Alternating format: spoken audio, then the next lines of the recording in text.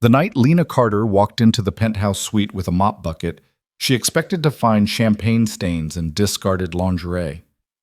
What she found instead was a corpse bleeding onto white marble, and Victor Kane, the city's most dangerous man, standing over the body with a gun still warm in his hand. Most people would have screamed. Lena Carter wasn't most people. She had 48 hours before the loan sharks came for her sister, a dead father's gambling debts crushing her future, and absolutely nothing left to lose. So instead of running, she looked the wolf in the eyes and said the only thing that mattered. How much to forget I was ever here? If you want to see how a broke cleaner survives a night with the Mafia's deadliest predator, and what happens when a man who owns the city meets a woman who refuses to be owned, stay with me until the end.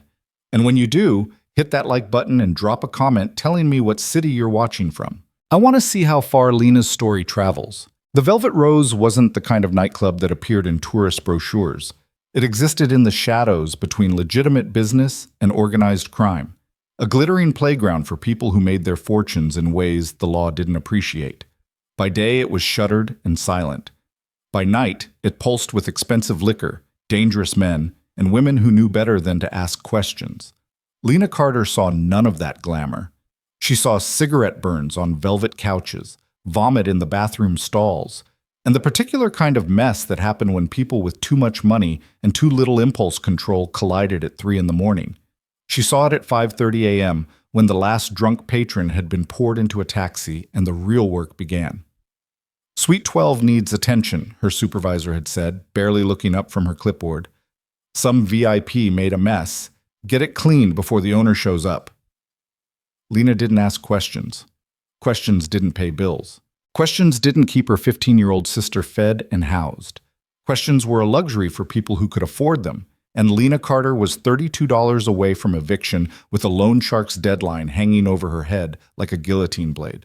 So she grabbed her bucket, her mop, her industrial-strength cleaning solutions, and she climbed the stairs to the penthouse level where people like her weren't supposed to exist outside of their janitorial functions. The hallway smelled like expensive cologne and cigar smoke. Her footsteps were silent on carpet that probably cost more than her annual salary. Suite 12 sat at the end of the hall, its door slightly ajar, a sliver of light cutting through the darkness. Lena knocked, twice. Protocol. No answer. She knocked again, louder this time. Housekeeping, I'm coming in. Still nothing. She pushed the door open with her shoulder, maneuvering the bucket through the entrance, already cataloging what she'd need. The suite was massive, all floor-to-ceiling windows overlooking the city's glittering skyline, leather furniture that looked like it had been imported from Italy, and a bar that could stock a small restaurant. Then she saw the blood. It spread across the white marble floor in a dark pool still wet enough to reflect the chandelier's light. Her brain registered details in rapid succession: expensive shoes, designer suit, a man face down in a spreading crimson lake, and the unmistakable stillness that separated sleep from death. Lena's first instinct was to run. Her second was to scream. Her third was to check if he was alive, because maybe there was still time. Don't! The voice came from behind her, low and cold and absolute. Lena froze, her hand halfway to her pocket where her phone sat useless and forgotten. She turned slowly, very slowly, because sudden movements around dangerous things got you killed. The man standing in the shadows near the window was tall, broad-shouldered, and utterly still in the way predators were still before they struck. He wore a suit that probably cost more than her father's funeral, dark fabric cut to emphasize the violence his body was capable of delivering. His face was all hard angles and brutal beauty, sharp cheekbones, a jaw that looked carved from granite, and eyes that held absolutely no warmth. In his right hand, he held a pistol with a silencer attached. Lena had never seen Victor Kane in person before. Everyone in the city knew his name, knew his reputation, knew to cross the street when his cars rolled past. He owned half the businesses in downtown, controlled the ports, and had enough police and politicians in his pocket that he operated with complete impunity. He was also, according to every crime blog and true crime podcast, completely untouchable. People who crossed Victor Kane didn't go to prison. They simply disappeared. And Lena had just walked in on him standing over a fresh corpse. "You're early," Victor said, as casually as if they were discussing the weather. He didn't raise the gun. Didn't need to. The threat was implicit in his existence. Lena's mouth was dry, her heart hammering against her ribs like it wanted to escape her chest. Every survival instinct she possessed screamed at her to run, but her legs felt welded to the floor. Her voice came out as a croak. She swallowed hard, tried again. I was told to clean Suite 12. I know. He stepped forward into the light and Lena saw him fully. He was younger than she'd expected, maybe late 30s, with dark hair touched with gray at the temples, and a face that would have been handsome if it wasn't so utterly devoid of mercy. The question is what I do about that. This was it. This was how she died. Not from her father's debts, not from the loan sharks who called every night with increasingly creative threats, but here, in a luxury suite, killed by a man who could make her disappear without a trace. But if she was going to die anyway... How much? Lena heard herself say. Victor's expression didn't change, but something flickered in his eyes. Excuse me? How much to forget I was ever here? She was shaking now, couldn't stop it, but she kept her voice steady. I've got debts. I've got a kid sister who needs me. I don't care what happened here. I don't care who that is. She gestured to the body without looking at it. I just need enough to get us out from under the people who are going to kill us in 2 days if I don't pay them. The silence stretched so long Lena thought she might shatter from the tension. Then Victor Kane laughed. It wasn't a warm sound. It was dark and sharp and utterly without humor, but it was a laugh nonetheless. You walk in on a murder scene, he said slowly. Find me holding the weapon, and your first instinct is to negotiate a bribe?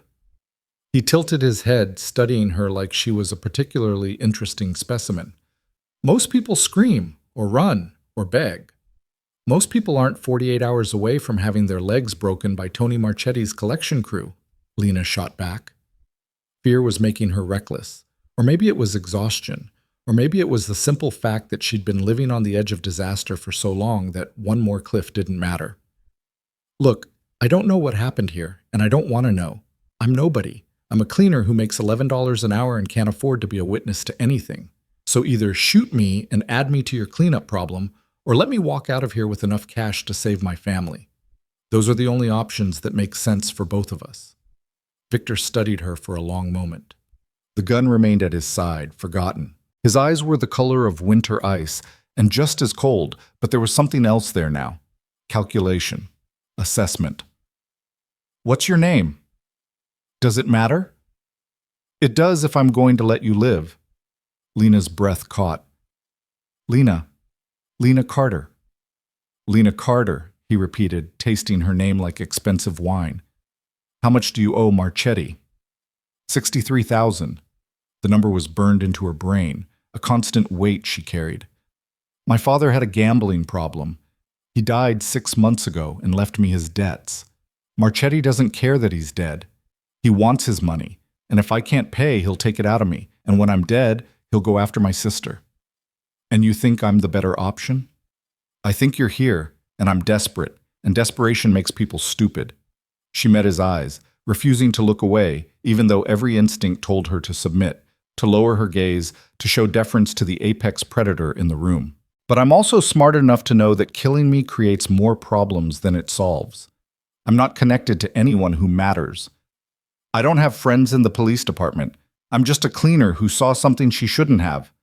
Let me go. Give me enough to disappear Marchetti's problem, and you'll never see me again. Victor was quiet for so long that Lena thought she'd miscalculated. Then he moved, crossing the space between them in 3 long strides, and she fought the urge to flinch as he stopped inches from her, close enough that she could smell expensive cologne and something darker, gunpowder, maybe, or blood. He was a full head taller than her, built like violence wrapped in expensive fabric. And this close she could see the faint scar that cut through his left eyebrow and the absolute absence of hesitation in his face. You're either very brave or very stupid, he said quietly. Probably both. Her voice was steadier than she felt. Is that a yes or a no?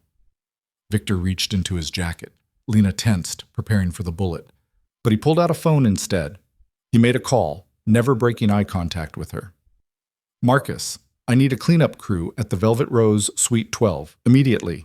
He paused. And transfer $70,000 to... He raised an eyebrow at Lena. She rattled off her bank account number, the numbers she'd memorized from staring at her overdrawn balance every morning. "Done," Victor said, ending the call. He slipped the phone back into his jacket. "The money will be there in 20 minutes. Marchetti's problem disappears. You disappear. We never had this conversation." Lena should have felt relief, should have felt grateful. Instead, she felt the weight of the debt shifting from one monster to another. "What do you want in return?" Victor smiled, and it was the most terrifying thing she'd seen all night. "Nothing, yet. People like you don't do favors without strings." "You're right." He stepped back, giving her space.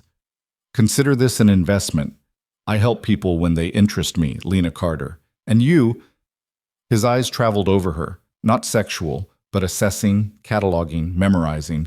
"You interest me very much." "I don't understand." "You don't need to. Not tonight." He gestured to the door. "Go. Take your sister somewhere Marchetti won't find you for a few days. Get a burner phone. Someone will contact you." "Why?" "Because I don't like leaving loose ends, and you're the most interesting loose end I've encountered in years." He turned away from her, back to the window, dismissing her. "And because the woman who negotiates with a killer instead of running is exactly the kind of person I might need." Lena wanted to argue, wanted to demand answers, wanted to refuse the money and walk away clean.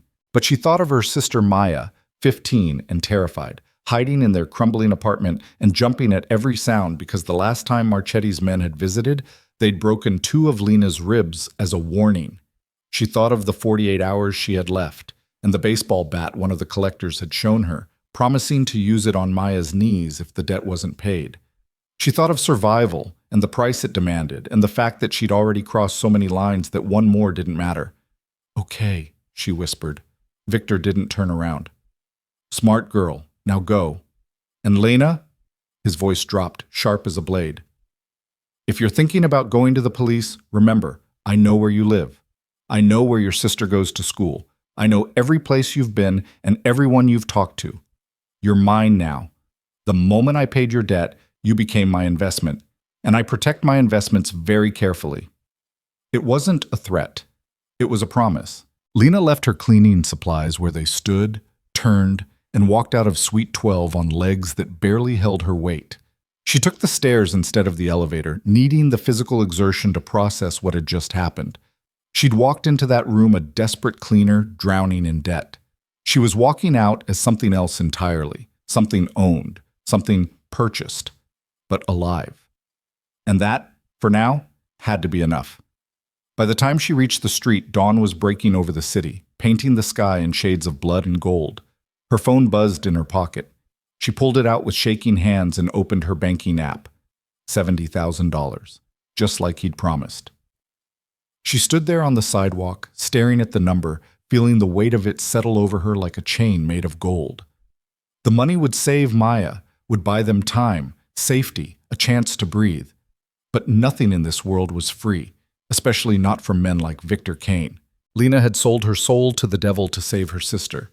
Now she just had to survive long enough to figure out what he'd bought. 3 days later, Lena's new burner phone rang at 2 in the morning. She'd been expecting it, dreading it, but the sound still made her jump. Maya was asleep in the next room of the cheap motel they'd been hiding in since Lena had paid off Marchetti and told him in no uncertain terms that he was never to contact them again. The money in her account had made her brave. Or stupid. Probably both. "Hello? There's a car waiting for you outside." The voice was male, professional, and utterly emotionless. "Be downstairs in 10 minutes. Come alone." "What if I don't?" "Then Mr. Kane will be very disappointed. And you don't want to disappoint Mr. Kane."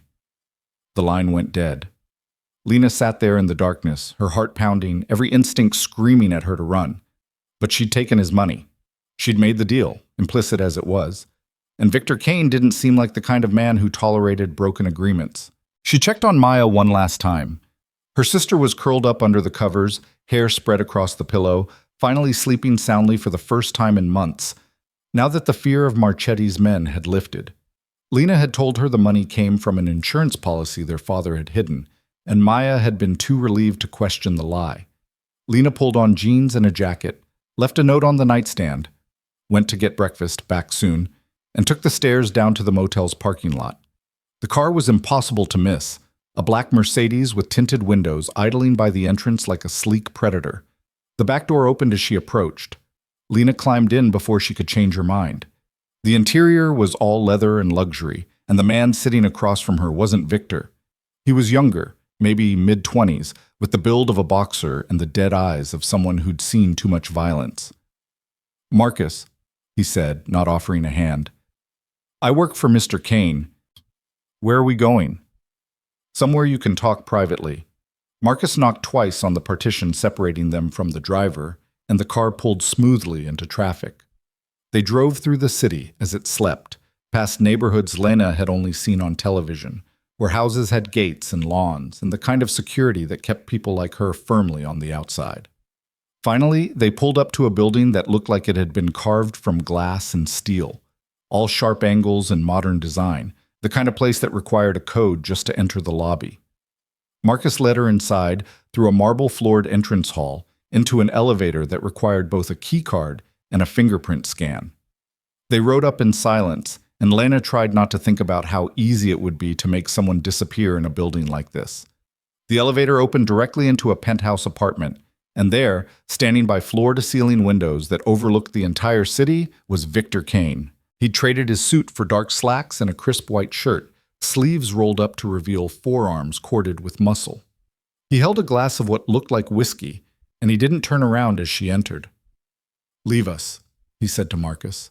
The elevator doors closed, and Lena was alone with the man who'd killed someone 3 days ago. "You came," Victor said, finally turning to face her. "I wasn't entirely sure you would." "You didn't leave me much choice." "There's always a choice, Lena. You just have to be willing to accept the consequences." He gestured to a leather couch. "Sit. We have things to discuss." "I'd rather stand." "I'm not going to hurt you." He said it like a simple fact, then added, "Not unless you give me a reason to." Lena sat, not because she trusted him, but because her legs were shaking and she didn't want him to see it. Victor settled into the chair across from her, studying her over the rim of his glass. The silence stretched until Lena couldn't stand it anymore. "What do you want from me?" "Direct." "I appreciate that." He set his glass down on the side table. "I have a problem, Lena. A significant one, and I believe you might be the solution." "I'm a cleaner. How could I possibly solve anything for someone like you?" "Someone like me," he repeated, amused. "You mean a criminal?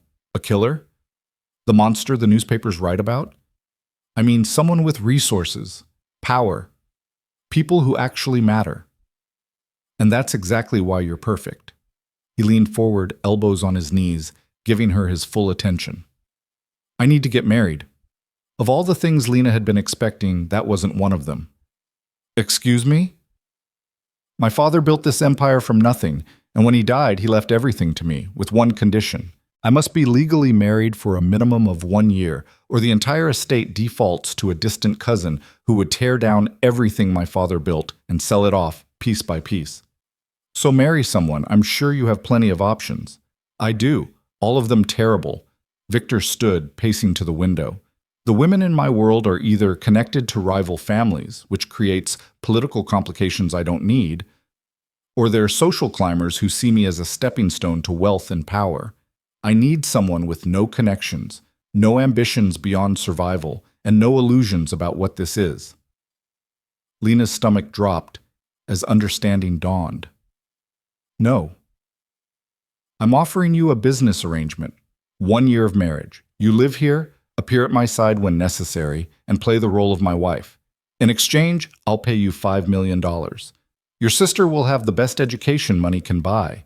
You'll have security, protection, and after the year is up, you'll be free to disappear with enough money to start over anywhere in the world." "You're insane." "I'm practical." He turned back to her and his eyes were calculating, cold. "You're already in debt to me, Lena. I paid $70,000 for you to walk out of that suite alive. This is your chance to pay that debt and come out ahead, significantly ahead." "I didn't ask you to pay my debt." "No, but you accepted the money, And in my world, accepting money creates an obligation. He moved closer, not threatening, just inevitable. You can walk away right now. Go back to your motel, take your sister, and run. But Marchetti isn't the only predator in this city, and word spreads fast about a woman who suddenly paid off a $60,000 debt overnight. People will wonder, people will ask questions, and when they do, they'll find you. You're blackmailing me. I'm offering you a choice with clearly defined consequences. That's better than most people get. He pulled a folder from the side table, held it out. This is the contract. Read it. My lawyers are very good at what they do. You'll be protected. Your sister will be protected. And after 1 year, you'll walk away wealthier than you ever dreamed possible. Lena stared at the folder like it might bite her. And what happens if I say no? Then I'll wish you luck and send you back to your motel, but the debt remains, and debts in my world always get collected, one way or another. It wasn't a threat. It was just truth, delivered with the cold certainty of a man who'd never been denied anything in his life. Lena took the folder with numb fingers. The contract was thick, dense, with legal language that would take hours to parse through. But the key points were clear. 1 year of marriage, $5 million upon completion, and protection for her and Maya for the duration. I need time to think. You have 24 hours. Victor walked to a desk in the corner, pulled out a business card, and handed it to her. My private number. Call me with your decision. If I don't hear from you by this time tomorrow, I'll assume your answer is no, and we'll never speak again. Marcus materialized from somewhere, ready to escort her out. Lena stood, folder clutched in her hands, mind reeling. Why me? Really? Victor met her eyes, and for just a moment she saw something that might have been respect. Because when you walked into that suite and saw a dead man, you didn't scream, you didn't run. You assessed the situation and negotiated for your survival with perfect logic and zero hesitation. That's rare, Lena. That's valuable. And that's exactly what I need in a partner, even a temporary one. Partner. The word was laughable. He wasn't offering partnership. He was offering a gilded cage with an expiration date. But $5 million. Maya's education. Safety. Security. A future that didn't involve scrubbing other people's messes at 5 a.m. 24 hours, she repeated. 24 hours, Victor confirmed. The ride back to the motel was silent. Lena clutched the folder to her chest and tried to figure out when her life had spun so completely out of control.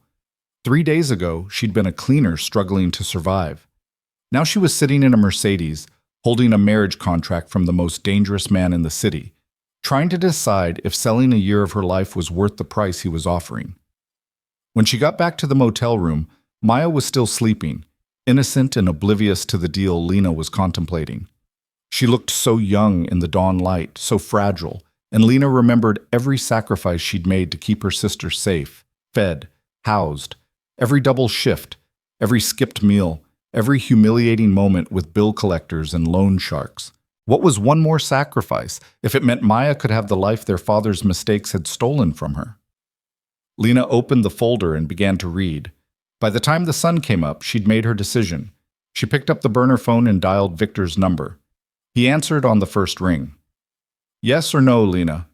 She closed her eyes, thought of Maya, thought of survival, thought of the fact that she'd already lost so much that one more piece of herself didn't matter. Yes. Good. Marcus will pick you up this afternoon. Bring your sister. You're moving in today. Wait, I need time to... Time is a luxury neither of us have. The sooner we begin, the sooner this ends. His voice softened fractionally. You'll be safe here, Lena. Both of you. I keep my promises. Even the ones about letting me go when this is over? Especially those. A pause. Welcome to the family, Mrs. Kane. The line went dead. Lena sat there in the growing daylight, phone in one hand, contract in the other, and wondered if she'd just made the smartest decision of her life or signed away everything she'd been trying to protect. Only time would tell. And she had exactly 365 days to find out. The penthouse that became Lena's new reality was a study in controlled luxury. Everything was precise, calculated, expensive, from the Italian marble floors to the custom furniture that looked like it belonged in an architecture magazine. It was beautiful in the way a museum was beautiful, meant to be observed, not lived in. Maya stood in the center of the living room, her backpack still clutched to her chest, eyes wide as she took in the floor-to-ceiling windows that offered a view of the entire city sprawling below them. "Lena," she whispered, "what is this place?" "It's where we're going to be staying for a while." Lena kept her voice calm, steady, even as her own heart hammered against her ribs. She'd rehearsed this conversation a dozen times during the car ride over, trying to find the right words to explain the inexplicable. "I got a new job. A really good one. This comes with it." "What kind of job comes with a place like this?" Maya turned to her sister, and the hope in her eyes was almost painful to see. At 15, she was caught between childhood and something harder, marked by too many nights of listening to debt collectors pound on their door, too many times watching Lena come home bruised from falling downstairs that they both knew were really Marchetti's warnings. Before Lena could answer, Victor emerged from one of the hallways. He'd changed into a charcoal suit that probably cost more than Lena had made in her entire life, and he moved with the casual confidence of a man who owned everything he surveyed, including, for the next year, Lena herself. "You must be Maya," he said, his voice losing some of its edge, softening fractionally. "I'm Victor Kane. Your sister is going to be working for me." Maya looked between them, trying to piece together a puzzle she didn't have all the pieces for. She was smart. Too smart sometimes, and Lena saw the exact moment suspicion flickered across her face. "What kind of work?" "Personal assistant," Victor said smoothly, the lie rolling off his tongue like truth. "Your sister impressed me with her work ethic and discretion. I need someone I can trust, and she fits the requirements perfectly." It wasn't entirely a lie, just a carefully edited version of reality. "And we get to live here?" Maya's voice was small, disbelieving. "You do. I've had a room prepared for you. It has its own bathroom, a desk for studying, and anything else you might need. You'll continue going to school, of course, but transportation will be provided. No more taking 3 buses to get across town." Maya looked at Lena, searching her face for confirmation, for permission to believe this was real. Lena forced a smile. "It's real, Maya. We're safe now. No more running, no more hiding." The relief that flooded her sister's face made every compromise worth it. Maya dropped her backpack and threw her arms around Lena's waist, holding on tight the way she used to when she was little and thunder scared her. "I thought," Maya's voice broke, "I thought they were going to hurt you. I heard them that night, what they said they'd do. Shh. It's over. They're not coming back. Ever." Lena stroked her sister's hair, met Victor's eyes over Maya's head. He was watching them with an unreadable expression, something that might have been calculation, or might have been something else entirely. "Marcus will show you to your room," Victor said quietly. "Take some time to settle in. We'll talk logistics later." Marcus appeared as if summoned, and Maya reluctantly let go of Lena to follow him down the hallway. She kept looking back, as if afraid this would all disappear if she looked away too long. When they were alone, the silence pressed down heavy and uncomfortable. "Thank you," Lena said finally, "for being kind to her. I'm not a monster, Lena. Not to children, anyway." Victor moved to the bar, poured himself 2 fingers of scotch. "Can I get you something?" "It's 2 in the afternoon." "Is that a no?" "It's a yes." She needed something to steady her nerves, to process the fact that this was her life now, this penthouse, this man, this elaborate deception. He poured her a glass and handed it to her. Their fingers brushed, and Lena fought the urge to pull away. She needed to get used to his proximity, his touch. They were supposed to be married, after all. The scotch burned going down, smooth and expensive, and nothing like the cheap vodka she'd occasionally splurged on when things got too heavy to carry sober. "We need to establish some ground rules," Victor said, settling into one of the leather chairs and gesturing for her to sit across from him. "This arrangement only works if we're both clear on expectations." Lena sat, trying to match his composure even though she felt like a fraud playing dress-up in someone else's life. "I read the contract. I know what's expected. The contract covers the legal aspects. This conversation is about the practical ones." He swirled the scotch in his glass, watching the amber liquid catch the light. "First, your sister can never know the truth about our arrangement, As far as she's concerned, you're my personal assistant who I eventually became involved with. We'll stage a proposal in a few weeks. Make it look organic. She's 15, not stupid. Which is exactly why the story needs to be convincing. Victor's eyes met hers, sharp and assessing. You'll need to sell it, Lena. Around her, around my associates, around anyone who might question the legitimacy of this marriage. Can you do that? I've been lying to her for months about where the bruises came from and why we couldn't afford food some weeks. I think I can manage pretending to be in love with my boss. The bitterness leaked through despite her best efforts to contain it. Something flickered across Victor's face. Not quite sympathy, but maybe understanding. Second rule. You have complete autonomy over your days, but your evenings belong to me. There will be dinners, galas, business functions where you'll need to appear at my side.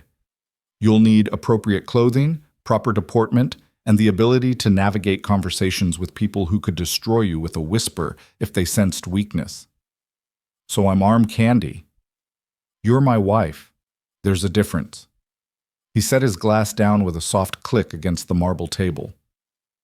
These people aren't your friends, Lena. They're sharks who smell blood in the water and circle accordingly. They'll test you, push you, try to find cracks in the facade. Your job is to give them nothing. And how exactly am I supposed to do that? I clean floors for a living. I don't know which fork to use at fancy dinners or how to make small talk about stock portfolios. You'll learn. I'm hiring someone to help you. Etiquette coach, wardrobe consultant, the works. You have 2 weeks before the first public event. That's enough time to teach you the basics. 2 weeks. Lena felt the timeline pressing down on her like a physical weight. 2 weeks to transform from a broke cleaner into someone who could stand beside Victor Kane without raising eyebrows. What happens if I can't pull it off? If someone realizes this is all fake?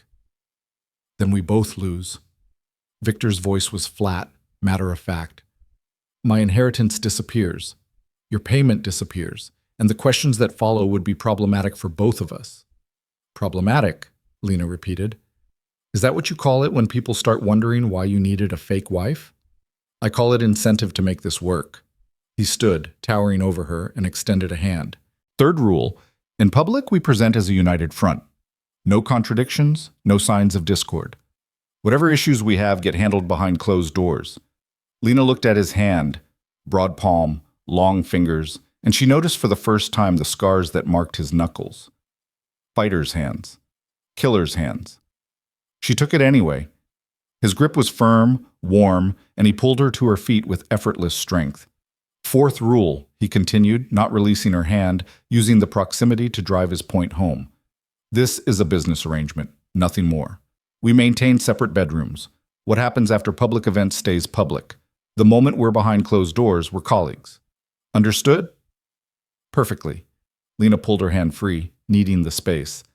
Are there any other rules I should know about, or can I go check on my sister now? One more.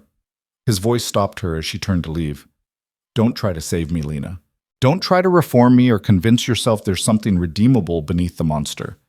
I'm exactly what you think I am, and this year doesn't change that. It's a transaction. When it's over, we both walk away. Those are the terms. Lena met his eyes, saw the warning there, the wall he'd built between himself and everyone else. I'm not interested in saving anyone, Mr. Kane. I just want to survive this with my sister intact. Your soul isn't my problem. Something that might have been respect crossed his face. Good. Then we understand each other. She found Maya in a bedroom that was bigger than their entire apartment had been. Her sister was sitting on a bed that could have fit 4 people, running her hands over a comforter that looked like it cost more than a month's rent. This is insane, Maya whispered as Lena entered. Lena, what is really going on? I told you. No. Maya stood, crossing her arms in a gesture so familiar it made Lena's heart ache. She'd done the same thing at 6 years old when she didn't believe Santa was real. At 10 when she'd figured out their father's gambling problem. At 13 when she'd realized Lena was skipping meals so Maya could eat. Personal assistants don't live in penthouses with their bosses. This is something else. Lena closed the door behind her, leaned against it. The lies she'd prepared felt flimsy now, transparent in the face of her sister's intelligence. I need you to trust me, she said finally. Can you do that? I always have. Then trust me now. Victor he's complicated, but he's offering us a chance at something better, a real chance. You can go to a good school, get into a good college, have the life Dad's debts took away from us. What's he getting in return? Everything, nothing. A year of my life playing pretend. Someone he can trust, that matters to people like him. Maya studied her for a long moment, and Lena could see her sister processing, calculating, trying to find the truth beneath the careful words. Finally, she sighed. Okay, but Lena, if he hurts you, if any of this gets dangerous, you tell me. Promise. I promise. Another lie. If things got dangerous, the last thing Lena would do was involve Maya. But her sister needed the reassurance, needed to feel like she had some control in a situation that had spiraled beyond both their comprehensions. Maya's new school started Monday. Victor had pulled strings, or more likely, made donations large enough to bypass enrollment restrictions. And suddenly Maya was attending Ashford Academy, one of the most prestigious private schools in the city, the kind of place with Olympic-sized pools and art studios and college counselors who could get students into Ivy League universities. The kind of place neither of them had ever imagined being close to, let alone attending. The weekend passed in a blur of preparation. A stylist arrived Saturday morning with what looked like an entire boutique's worth of clothing for both Lena and Maya.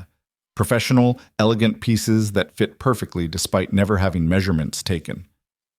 Mr. Kane is very thorough, the stylist explained with a knowing smile that made Lena's skin crawl. How many other women had Victor installed in this penthouse, dressed up like dolls for whatever purpose he needed? Don't think about it. This is different. This is business. Sunday brought the etiquette coach, a severe woman named Patricia who looked like she'd been born wearing pearls and judging people. She walked Lena through the basics of formal dining, proper greetings, and the art of conversation that said everything while revealing nothing. You're too honest, Patricia observed after the third practice conversation. You answer direct questions with direct answers. That won't work in Victor's world. You need to learn deflection, misdirection, how to seem open while giving away absolutely nothing of value. So basically, learn to lie convincingly. Darling, in high society, we call it diplomacy. Patricia's smile was sharp. And you'll need to master it quickly if you want to survive your first gala without being eaten alive. Maya watched these preparations with increasing suspicion, but she was distracted by her own excitement about the new school, the new clothes, the new life that was unfolding around them like some kind of fever dream. Monday morning, Marcus drove Maya to Ashford Academy in one of Victor's cars, a subtle black sedan that screamed money without being ostentatious about it. Lena wanted to go with her, but Victor had other plans. You have a fitting at 10, he said over breakfast, barely looking up from his tablet where he was reading what looked like financial reports. Wedding dress. The engagement will be announced next week. Marriage 2 weeks after that. Lena choked on her coffee. 2 weeks? That's too fast. People will be suspicious. People will think I'm impulsive and you're persuasive. It fits both our reputations. He finally looked at her, and she saw the calculation in his eyes. Or would you prefer a long engagement where you have to maintain the facade for months before making it legal? I'd prefer not to be rushed into a fake wedding like some kind of criminal bride. Lena, you're literally about to become a criminal's bride. Let's not pretend this is anything other than what it is. His voice was cold, clinical. The faster we marry, the faster the clock starts on your year, the faster it's over. I'd think you'd want that. He was right, and she hated that he was right. Every day of engagement was a day that didn't count toward her freedom, toward the $5 million and the new life waiting on the other side of this arrangement. Fine. 2 weeks. She stood, needing to move, to do something other than sit across from him and pretend this was normal. Where's the fitting? Marcus will take you. The designer already has your measurements. How? She stopped. Of course he had her measurements. Victor Kane didn't leave anything to chance. He'd probably had her investigated, photographed, cataloged before he'd even made the offer. The designer's studio was in a part of town Lena had only ever seen from bus windows, where boutiques didn't have price tags because if you had to ask, you couldn't afford it. The designer herself was a tiny woman with silver hair and fingers that moved like a musician's as she adjusted fabric and pinned seams. The dress was beautiful in a way that made Lena's chest tight. Simple, elegant, with clean lines that would photograph well but wouldn't scream, "Look at me." It was exactly the kind of dress someone like Victor would choose for a wedding that was more business merger than romantic union. "You're stunning," the designer said, stepping back to admire her work. "Mr. Kane will be very pleased." Lena stared at herself in the mirror and barely recognized the woman looking back. She looked older, sophisticated, like someone who belonged in penthouses and private cars, like someone who could stand beside a man like Victor Kane without looking like an imposter. The illusion was perfect, almost enough to make her forget it was all a lie. The days blurred together in a haze of preparations and lessons. Patricia drilled her on conversation tactics, proper posture, the subtle art of reading a room. The stylist returned with more clothes, casual wear for staying home, business attire for day events, evening gowns that cost more than Lena used to make in a year. Victor was mostly absent during the days, disappearing into his office or leaving entirely for meetings Lena wasn't privy to. But the evenings, he was present. They ate dinner together, sometimes with Maya, sometimes alone, and he'd quiz her on the lessons Patricia had taught, correcting her form, her word choices, the way she held her wine glass. "You're picking this up faster than I expected," he said one evening, about a week into her new life. They were alone in the dining room, Maya already asleep after a day of classes that had left her exhausted but happy. "I'm a quick study when my survival depends on it." "Is that what this is to you? Survival?" He leaned back in his chair, studying her with those cold, calculating eyes. "What else would it be?" "I suppose that's fair." He paused, swirling the wine in his glass. "Your sister seems to be adjusting well." "She's happy. First time in years I've seen her actually excited about school." Lena's voice softened despite herself. "Thank you for that." "Don't thank me. It's part of the arrangement." "Still, you didn't have to get her into Ashford. Any school would have satisfied the contract terms." Victor was quiet for a moment, and something shifted in his expression, something almost human beneath the cold control.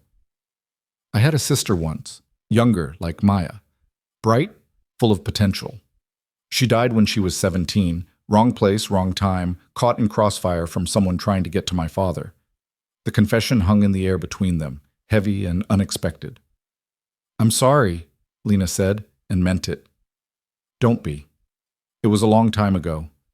But I understand what it means to want to protect a sister, to give them chances at a life better than the one you have." He stood abruptly, as if regretting the moment of vulnerability. "The engagement party is in 3 days. Friday night, 200 guests, full press coverage. This is your debut, Lena. Everything we've worked toward comes down to how well you perform. No pressure then. You'll be fine. You're more resilient than you think." He moved toward his office, then paused at the doorway. "Get some rest. Friday will be exhausting." Lena sat alone in the dining room after he left, turning his words over in her mind. He'd lost a sister. Carried that grief like a stone in his chest. It didn't excuse what he was, what he did, but it explained something. The way he'd softened around Maya, the care he'd taken with her education. Maybe monsters weren't born. Maybe they were made, one loss at a time, until there was nothing left but sharp edges and survival instincts. Friday arrived with the weight of inevitability. Lena spent the morning in the hands of professionals. Hair, makeup, nails, every inch of her polished and perfected until she looked like someone else entirely. The dress for the engagement party was deep blue, elegant without being flashy, expensive without being ostentatious. Maya whistled when Lena emerged from her room. "Wow, you look like a movie star." "I look ridiculous." "You look beautiful." Maya's expression turned serious. "Lena, are you sure about this? About him?" "It's too late for second thoughts now." Lena adjusted her earrings, diamonds, real ones, borrowed from Victor's collection. "Besides, you've seen how happy you are at Ashford. This is worth it." "I'd give it up if you wanted me to. We could go back to the way things were." "No." Lena's voice was sharp, fiercer than she intended. "You're never going back to that. to being scared and hungry and watching me come home beaten up by loan sharks. That life is over, Maya. This is our chance at something better. I'm not throwing that away. The car arrived at 7. Not Marcus this time, but Victor himself, stepping out of the black Mercedes in a tuxedo that looked like sin and money combined. He moved with the predatory grace of someone who owned the world and everyone in it.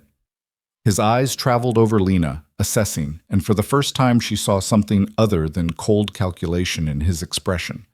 Appreciation, maybe. Or approval. "You look perfect," he said simply. "Patricia would be proud. Patricia should be. I pay her enough." He offered his arm, and Lena took it, feeling the solid strength beneath the expensive fabric. "Remember everything she taught you. Smile. Deflect. Give them nothing real. What if they ask how we met? Tell them the truth. You were working at the Velvet Rose. I noticed you, pursued you. You resisted until you didn't. It's romantic enough to be believable and vague enough to prevent follow-up questions." The venue was a ballroom in one of the city's most exclusive hotels, all glittering chandeliers and marble floors and people who wore their wealth like armor. Lena felt every eye turn to them as they entered, felt the weight of judgment and curiosity pressing down. Victor's hand covered hers where it rested on his arm, a gesture of reassurance or ownership, or both. "Showtime," he murmured. The next 3 hours were a blur of introductions and careful conversations. Business partners congratulating Victor on finally settling down. Society women with sharp eyes and sharper questions trying to determine if Lena was good enough for their world. Journalists asking about wedding plans and how they'd fallen in love. Lena deflected, smiled, gave them the story Victor had crafted, adding small personal details that made it feel real. The way he'd sent her flowers after their first conversation. How he'd surprised her by remembering her sister's name. The quiet dinners that had turned into something more.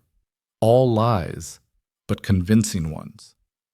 "You're doing beautifully," Victor said during a rare moment alone, his hand at the small of her back guiding her through the crowd. To anyone watching, they looked like a couple deeply in love, unable to keep from touching each other. "I feel like a fraud." "Everyone here is a fraud in one way or another. You're just better at it than most." His lips brushed her temple, a gesture for the cameras, but his voice was low enough that only she could hear. 2 more hours, then we can leave." A man approached, older, distinguished, with eyes that reminded Lena of a snake. "Victor, congratulations. I have to admit, I never thought I'd see the day. Marcus Delacroix." Victor's voice took on an edge Lena hadn't heard before. "Thank you for coming. Wouldn't miss it. This must be the lucky lady." Marcus turned his attention to Lena, and she felt his gaze travel over her like something oily and invasive. "Charming. Tell me, my dear, how did you manage to trap the city's most eligible bachelor?" "I didn't trap anyone," Lena said, keeping her voice light and pleasant. "Victor pursued me quite aggressively. I was simply smart enough to say yes eventually." "A cleaner at the Velvet Rose, I heard. Quite the Cinderella story." There was an undercurrent of mockery in his tone, a challenge, testing her, trying to make her feel small. Lena smiled. "We all start somewhere, Mr. Delacroix. I'm just fortunate enough that my somewhere led me to somewhere better." "Indeed, though one wonders what Victor's father would have thought of such a match." The air went cold. Victor's hand tightened fractionally at Lena's back, not hurting, but a warning. "My father valued strength and intelligence over pedigree," Victor said, his voice carrying the weight of absolute authority. "Lena has both in abundance. That's all that matters." Of course, of course," Marcus held up his hands in mock surrender. "I meant no offense, simply making conversation." He drifted away, but Lena could feel the poison he'd left behind. "Who was that?" she asked quietly. "A rival. Someone who would very much like to see me fail." Victor's jaw was tight. "He was testing you, seeing if you'd crack under pressure. Did I pass?" "You did better than pass. You held your own." There was something like pride in his voice. "He'll spread the word that you're not to be underestimated. That helps us." The rest of the evening passed without incident. More introductions, more carefully crafted conversations, more maintaining the illusion that she and Victor were genuinely in love, instead of two people bound by contract and necessity. Finally, mercifully, it was over. They made their goodbyes, Victor's hand never leaving the small of her back, maintaining the facade until they were safely in the car and pulling away from the hotel.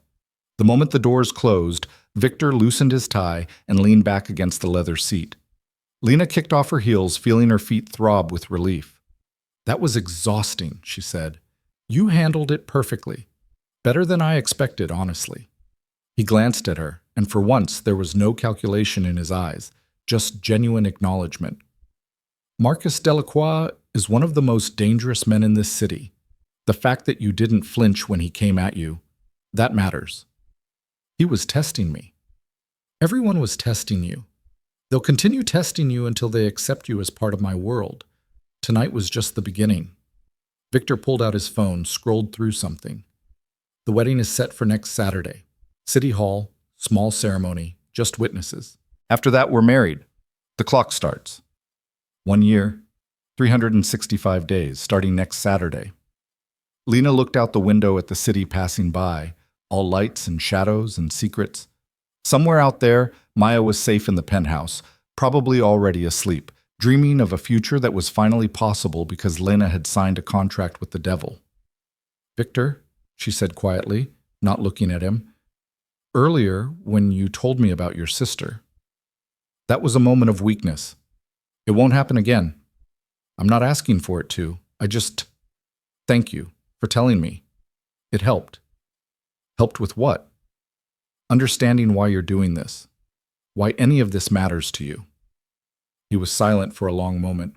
When he spoke, his voice was carefully neutral. "Don't make the mistake of thinking you understand me, Lena. What I told you was true, but it doesn't change what I am. I'm not looking for redemption or understanding. This is business. Remember that." "I know." She turned to look at him, saw the walls firmly back in place. "Doesn't mean I can't be grateful for the honesty." They drove the rest of the way in silence, and when they arrived at the penthouse, Victor disappeared into his office without another word. Lena checked on Maya, sleeping peacefully, her new textbooks scattered across her desk, evidence of homework and normalcy and everything Lena had fought for, before retreating to her own room. She sat on the edge of the bed, still wearing the blue dress, and looked at her reflection in the mirror across the room. The woman staring back looked strong, sophisticated, capable of navigating Victor Kane's dangerous world. But beneath the makeup and the expensive clothes, Lena was still just a woman trying to survive. Still just a sister trying to protect the only family she had left. Next Saturday, she'd marry a man she barely knew. A criminal. A killer. Someone who'd made it clear this was nothing more than a transaction. But for Maya's future, for their safety, for the $5 million waiting at the end of this year, Lena would play her role perfectly. She'd be the convincing wife, the charming companion, the woman who'd captured the city's most dangerous bachelor. And when it was over, when the year was up and the contract fulfilled, she'd walk away and never look back. That was the plan, anyway. Lena just hoped the plan would survive contact with reality. The wedding happened on a gray Saturday morning with all the romance of a business merger, which was exactly what it was. City Hall was cold and bureaucratic, the officiant reading vows in a monotone that suggested he'd done this 1,000 times before and would do it 1,000 times again. Marcus stood as Victor's witness, his expression unreadable. A woman named Sarah, one of Victor's lawyers, stood for Lena, someone she'd met exactly once before, 30 minutes ago in the lobby. Lena wore a simple cream dress, elegant but understated, her hair pulled back in a style that Patricia had assured her was appropriate for a civil ceremony. Victor was in a dark suit, looking like he was attending a board meeting rather than his own wedding. "Do you, Victor Kane, take this woman to be your lawfully wedded wife?" "I do." "And do you, Lena Carter, take this man to be your lawfully wedded husband?" The word stuck in Lena's throat for just a moment. This was it. The point of no return. Once she said these words, she was bound, legally, contractually, inextricably, to a man who killed people and called it business. She thought of Maya, safe in the penthouse with a security detail Victor had insisted on, thought of the future waiting at the end of this year, thought of survival and the price it demanded. "I do." Victor slipped a ring onto her finger, platinum, with a diamond so large it felt obscene. She did the same for him, her hand steady despite the surreal horror of what she was doing. I now pronounce you husband and wife. You may kiss the bride. Victor leaned in, and Lena met him halfway. The kiss was brief, perfunctory, his lips cool against hers. It meant nothing. It was just another performance, another piece of the elaborate theater they were constructing. When they pulled apart, she was Mrs. Victor Kane, married to the most dangerous man in the city. The clock had started. 365 days to go. They signed the paperwork in silence, witnessed and notarized, legal and binding. Marcus shook Victor's hand, nodded to Lena with something that might have been respect or might have been acknowledgement of a fellow player in whatever game was being played. Congratulations, he said, though the word felt empty coming from him. Thank you, Marcus. Victor's hand found Lena's, his grip warm and possessive. For show, she reminded herself. Always for show. Outside, photographers were waiting. Victor had tipped them off, ensuring the marriage would be documented, publicized, made real in the eyes of the world. Lena smiled for the cameras, leaned into Victor's side as he wrapped an arm around her waist, played the role of the happy bride even as her heart hammered against her ribs. How does it feel to be Mrs. Kane? A reporter shouted. Like the luckiest woman in the world, Lena answered, the lie smooth and practiced. Victor kissed her temple, a gesture of affection that would photograph beautifully. I'm the lucky one, he murmured, just loud enough for the microphones to catch. They drove back to the penthouse in silence, the weight of what they'd just done settling over them like fog. When they arrived, Maya was waiting in the living room, her face a mixture of excitement and confusion. You got married, she said, looking between them. You got married and didn't tell me. It was a spontaneous decision, Victor said smoothly, the lie rolling off his tongue without hesitation. We didn't want to wait. I hope you understand. Maya's eyes were on Lena, searching. You didn't even let me be there. The hurt in her sister's voice cut deep. Lena had known this would be hard, had known Maya would feel excluded. But the wedding had to be small, controlled, with no one who might see through the performance. I'm sorry, Lena said, crossing to her sister. It all happened so fast. But we're having a reception next month, something proper where you can be part of it, I promise. It was another lie in a growing collection of them, but Maya seemed to accept it, or at least chose to believe it because the alternative was too painful. Okay, she said quietly. Okay. I guess congratulations then. Thank you, Maya. Victor's voice was gentler than Lena had ever heard it. Your sister means everything to me. I hope you know I'll take care of her. Maya studied him for a long moment, then nodded. You better. Because if you don't, I don't care how powerful you are. I'll make you regret it. Something that might have been amusement flickered across Victor's face. Noted.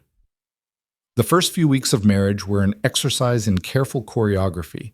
They maintained separate bedrooms, separate lives, coming together only when necessary for appearances. Dinners with business associates, where Lena played the devoted wife. Charity galas where she smiled and made small talk while Victor conducted business in the shadows. A carefully curated social media presence showing a couple deeply in love, living a life of luxury and romance. All of it fake.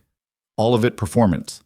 But the longer they played their roles, the harder it became to remember where the performance ended and reality began. Victor was attentive in public, his hand always at the small of her back. His attention focused on her with an intensity that would have been flattering if it wasn't calculated. He remembered details, how she took her coffee, that she hated cilantro, that she was left-handed, and used them to construct a more convincing narrative. In private, he was distant but not unkind. They'd developed a routine of sorts, breakfast together most mornings, dinner when his schedule allowed, brief conversations about Maya's progress at school, or upcoming events that required their joint appearance. He never asked about her past beyond what was necessary for maintaining their cover story, and she didn't ask about his business beyond what she couldn't avoid knowing. They were roommates, essentially, colleagues in a year-long project, nothing more. Until the night everything shifted. It was a Thursday, 6 weeks into their marriage. Victor had been gone for 3 days on business, The kind of business Lena didn't ask about because she didn't want to know the answer. She'd spent the time with Maya, enjoying the normalcy of movie nights and homework help, pretending for a few precious hours that they were just sisters living a regular life. Victor returned late, well past midnight. Lena was still awake, unable to sleep, reading in the living room when she heard the elevator doors open. He stepped out, and she knew immediately something was wrong. His suit jacket was missing. His shirt was torn at the shoulder, dark stains that might have been blood marking the white fabric. His face was bruised, a cut above his eyebrow still bleeding sluggishly. "Don't," he said as she stood, book forgotten. "I'm fine." "You're bleeding." "I've had worse." He moved toward his office, but his gait was off, favoring his left side. Lena followed him, ignoring the warning in his voice. "What happened?" "Business. Nothing you need to worry about." "You look like you got hit by a truck." "3 men, actually, but the truck comparison is apt." He pulled a first aid kit from his desk drawer. The fact that he kept one there was telling, and started cleaning the cut above his eye with movements that suggested this was routine. Lena watched him struggle for a moment, then crossed to him and took the antiseptic from his hand. "Sit down." "I don't need—" "Sit down." She used the same voice she used on Maya when her sister was being stubborn, and to her surprise, Victor complied, settling into his desk chair with a wince that suggested broken ribs. She cleaned the cut carefully, aware of how close she was to him, how his eyes never left her face as she worked. This close, she could see the exhaustion etched into his features, the weight he carried that had nothing to do with physical injuries. "You should see a doctor," she said quietly. "Can't." Questions would be asked, records would be made. "So you just patch yourself up and pretend you're fine?" "It's worked so far." His voice was dry, almost amused. Lena applied a butterfly bandage to the cut, her fingers gentle despite the anger building in her chest. Anger at him for being reckless, at herself for caring, at the whole twisted situation they were in. "Why do you do this?" The question escaped before she could stop it. "Do what?" "This. All of it. You're rich enough to walk away. You could be anything, do anything. Why stay in a world that does this to you?" Victor was quiet for a long moment, his eyes searching her face. When he spoke, his voice was low, almost contemplative. "Because it's all I know. My father built this empire, and when he died, it became mine. The businesses, the territory, the people who depend on me for their livelihoods. Walking away isn't an option. It never was. There are always options. Not for men like me." He caught her wrist gently as she reached for more antiseptic. "Lena, I appreciate the concern, but don't make the mistake of thinking I'm a prisoner in this life. I chose it. I choose it every day. The violence, the danger, all of it. It's a price I pay willingly." "For what?" "Power. Control. The ability to shape the world according to my will instead of being shaped by it." He released her wrist, and she was surprised to find she missed the contact. "Your father's debts taught you what it means to be powerless. I learned that lesson young. He gestured vaguely at his injuries, at the office, at the empire beyond, ensures I'm never powerless again." Lena understood that. Understood it more than she wanted to admit. She'd felt that same powerlessness watching her father destroy their lives. Watching Marchetti's men terrorize Maya, knowing there was nothing she could do to stop it. "Still," she said, stepping back to give them both space, "you should be more careful. Maya's getting attached to you. If something happened, nothing will happen to me that I don't allow to happen." It was said with absolute certainty, the confidence of a man who'd survived worse and expected to survive worse still. "But I appreciate the concern. It's almost touching." "Don't let it go to your head. I'm just protecting my investment. If you die before the year is up, the contract becomes void." He smiled, a real one this time, and it transformed his face into something almost human. "Of course. Purely practical." "Exactly." They looked at each other for a moment, something unspoken passing between them. Then Victor winced, pressing a hand to his ribs, and the moment broke. "You should rest," Lena said. "Ice those ribs, they're probably cracked." "Yes, doctor." But there was no heat in it, just weary acknowledgement. Lena left him there and returned to her room, but sleep was elusive. She kept seeing the blood on his shirt, the exhaustion in his eyes, the brutal evidence of the life he led, a life she was now tangentially part of, whether she wanted to be or not.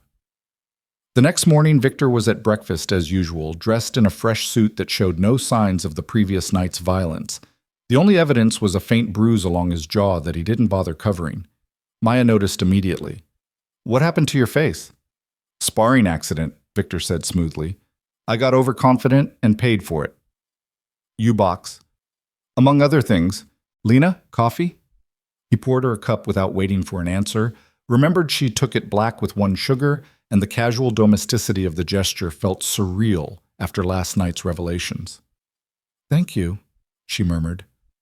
Maya was watching them with that too observant expression she got sometimes, trying to piece together a puzzle she didn't have all the pieces for. "Are you guys okay? You seem weird." "Weird how?" Victor asked. "I don't know. Different. More like..." Maya struggled for words. "More like actual people instead of whatever polite thing you do in public." Out of the mouths of teenagers. Lena felt her cheeks heat, but Victor just laughed. "We're fine, Maya, just tired. It's been a busy week." Maya didn't look convinced, but she dropped it, returning her attention to her breakfast and the homework she was frantically trying to finish before school. After she left, Lena and Victor sat in silence, the coffee growing cold between them. "She's perceptive," Victor said finally. "Too perceptive. She knows something's off. She just can't figure out what. Then we need to be more convincing." He stood, came around the table, and offered his hand. "Come with me." "Where?" "Just trust me." Lena took his hand, let him pull her to her feet, and followed him to the living room. He pulled her close, one hand at her waist, the other holding hers in a formal dance position. "What are you doing?" "Teaching you to dance. There's a gala next week, and we'll be expected to dance together. If we're stiff and awkward, people will notice." "So this is another lesson." "Consider it part of your education in being Mrs. Kane." He began leading her through a simple waltz, his movements smooth and practiced. Lena followed, acutely aware of everywhere their bodies touched, the warmth of his hand through the thin fabric of her shirt, the solidness of his frame against hers. "You're tense," he observed. "I'm dancing with my fake husband in our fake marriage. Forgive me if I'm not relaxed. If you want this to work, you need to be comfortable with me, with being touched, being close. The people in our world watch for the small things, the way a woman leans into her husband, the casual touches that suggest intimacy. If we don't have those, they'll know." He was right. Lena forced herself to relax, to let him lead, to pretend this was normal. "Better," Victor murmured. "You're a quick learner." They danced in silence for a few minutes, and Lena found herself noticing things she'd been trying not to notice.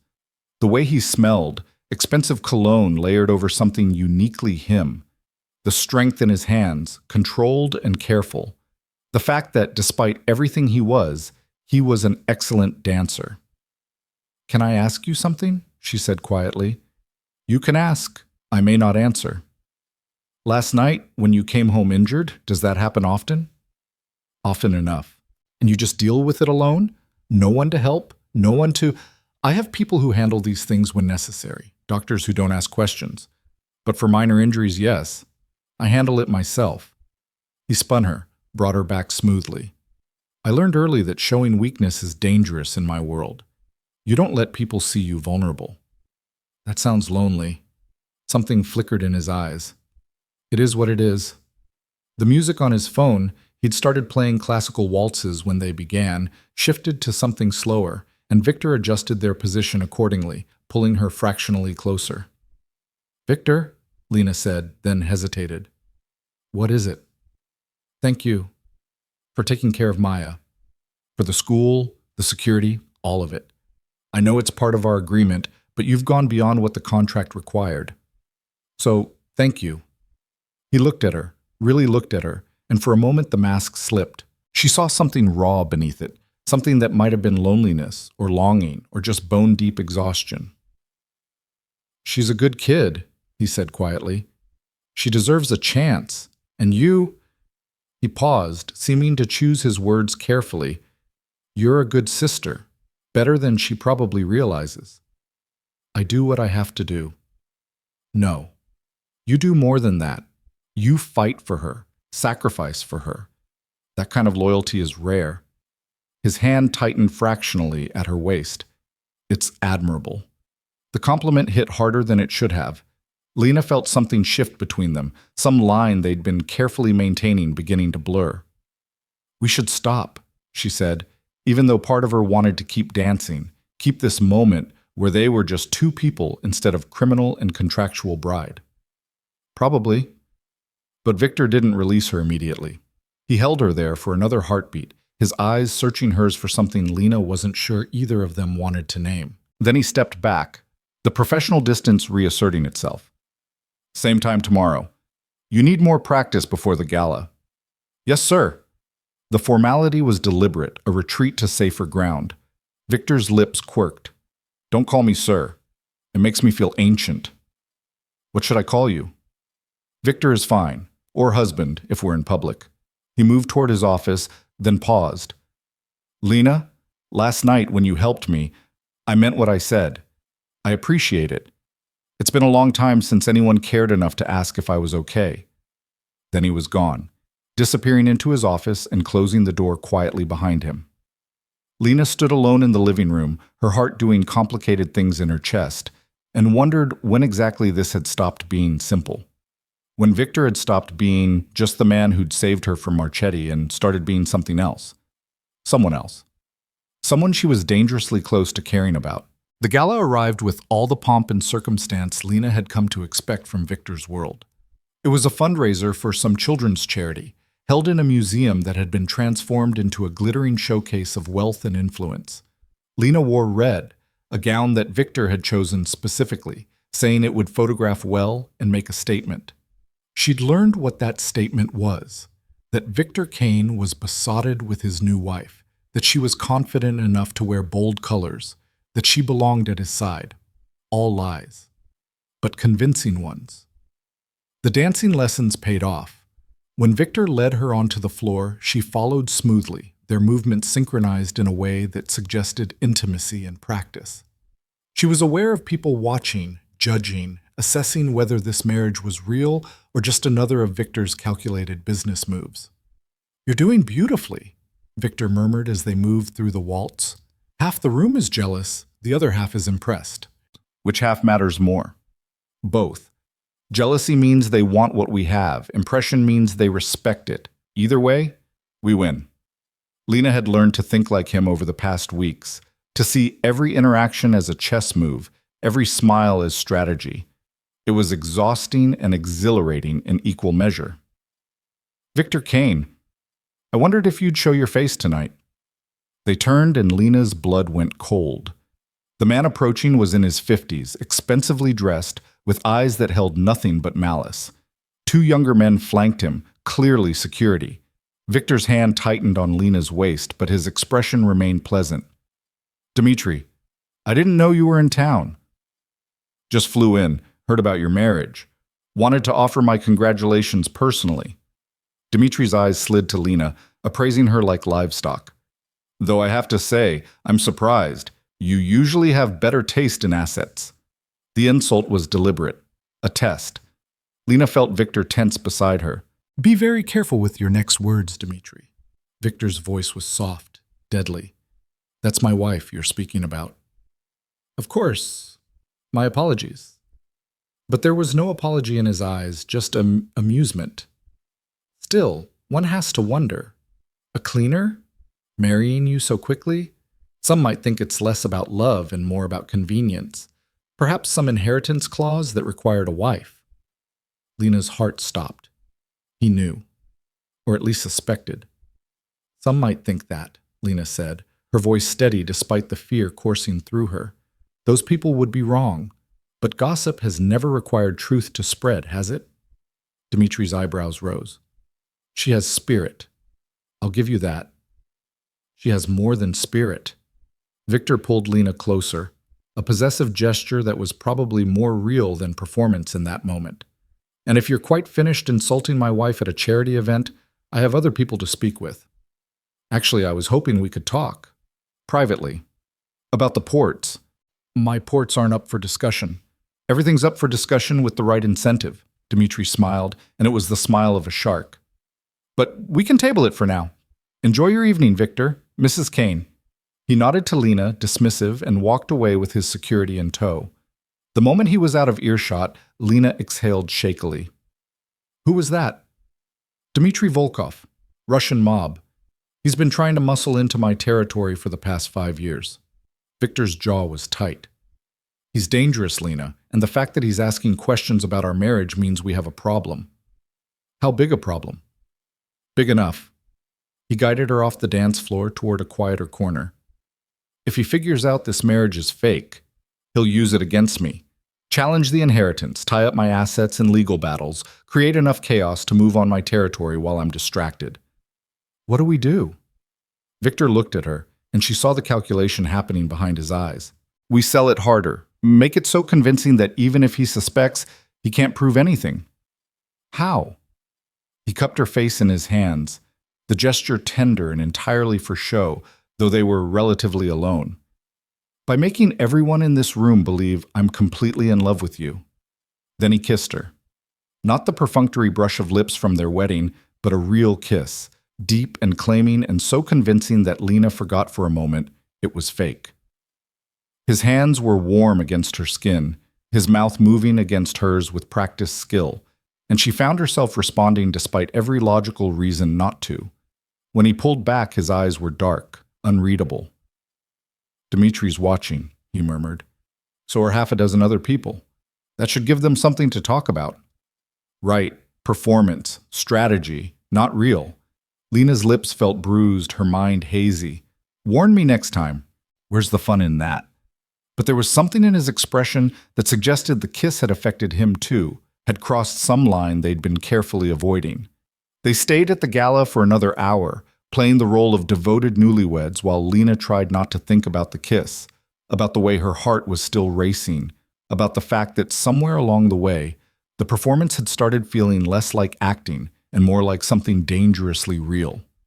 The ride home was silent, tension thick between them.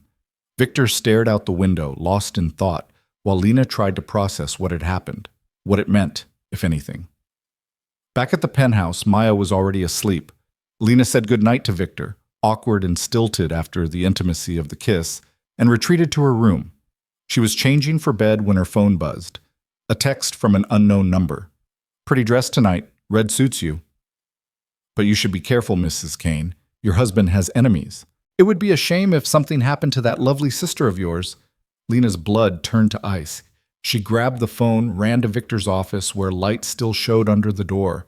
She burst in without knocking. Victor looked up from his desk, startled, then concerned as he saw her face. What happened?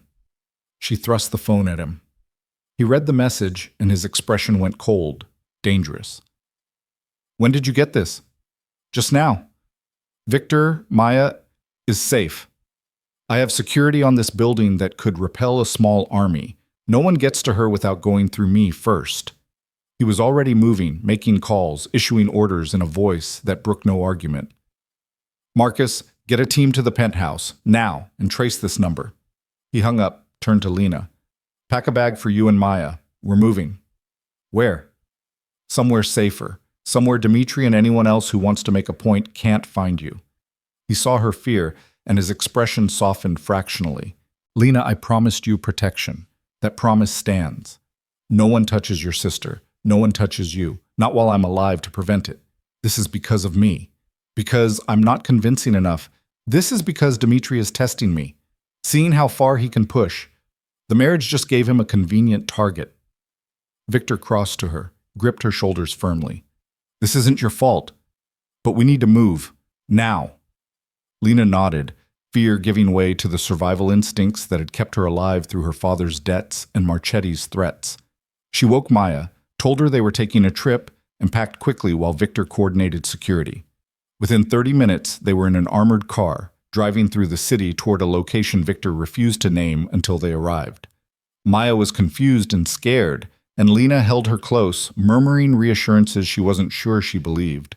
The safe house turned out to be a fortress disguised as a luxury estate in the countryside, surrounded by walls and guards and enough security to protect a head of state. How long do we stay here? Lena asked as Victor showed them inside. Until I deal with Dmitri. Until the threat is neutralized. And how do you plan to do that? Victor's smile was cold, predatory. By reminding him why challenging me is a mistake he only gets to make once. He left the next morning before dawn, and Lena didn't see him for 3 days. 3 days of waiting, of keeping Maya distracted, of watching the news for any sign of the war she knew was being waged in the shadows. When Victor finally returned, he looked exhausted but satisfied. There were new bruises, new cuts, but his eyes held triumph. It's done, he said simply. Dmitri won't be a problem anymore. Lena didn't ask what that meant, didn't want to know the specifics of what Victor had done to protect them. Can we go home? Tomorrow. I want one more night to ensure everything's locked down. He sank into a chair, wincing. But yes, it's safe now. Lena sat across from him, studying the man she'd married. The man who'd just waged war to keep her and Maya safe, and the man who was supposed to be nothing more than a business arrangement. Thank you, she said quietly. Don't thank me. This is what I do. Protect what's mine. Is that what we are? Yours? Victor met her eyes, and something passed between them, something they'd both been avoiding acknowledging. For the next, he calculated quickly, 10 months and 2 weeks? Yes. You're mine to protect. After that, you're free to go. That's the deal. The deal.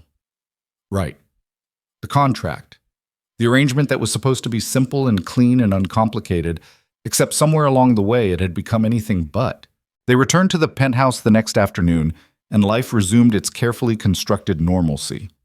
Maya went back to school with doubled security that Victor insisted was non-negotiable. Lena returned to her role as Mrs. Kane, attending functions and playing the part of devoted wife while trying not to think about how the lines kept blurring between performance and reality. The kiss at the gala had changed something, or maybe it was the threat against Maya that had stripped away pretense, forced them both to confront what this arrangement had become. Whatever the reason, there was a new awareness between them now, a tension that hummed in every shared glance and accidental touch. Victor was different too, more present, less distant. He started coming home for dinner more often, asking about Lena's day, engaging with Maya about school in ways that felt genuine rather than obligatory. Sometimes Lena would catch him watching her with an expression she couldn't quite read, something that looked almost like longing before he caught himself, and the mask slipped back into place. You're staring, Lena said one evening. They were alone in the living room, Maya already asleep, and Victor had been studying her over his laptop for the past 10 minutes. I'm thinking. About? You. This situation. How different it is from what I expected. He closed the laptop, giving her his full attention. When I proposed this arrangement, I thought you'd be easier to compartmentalize. A means to an end, nothing more. And now? Now I'm realizing that nothing about you is easy to compartmentalize. He stood, paced to the windows overlooking the city. You were supposed to be convenient, Lena, compliant, a pretty face to satisfy an inheritance clause. Sorry to disappoint. You haven't disappointed. That's the problem. He turned back to her, and the vulnerability in his eyes was startling. You've exceeded every expectation. You're smart, adaptable, fierce when it comes to protecting your sister. You've learned to navigate my world with a grace that took me years to develop. And you've done it all while maintaining your integrity, your core self. That's... He paused, searching for words. That's remarkable.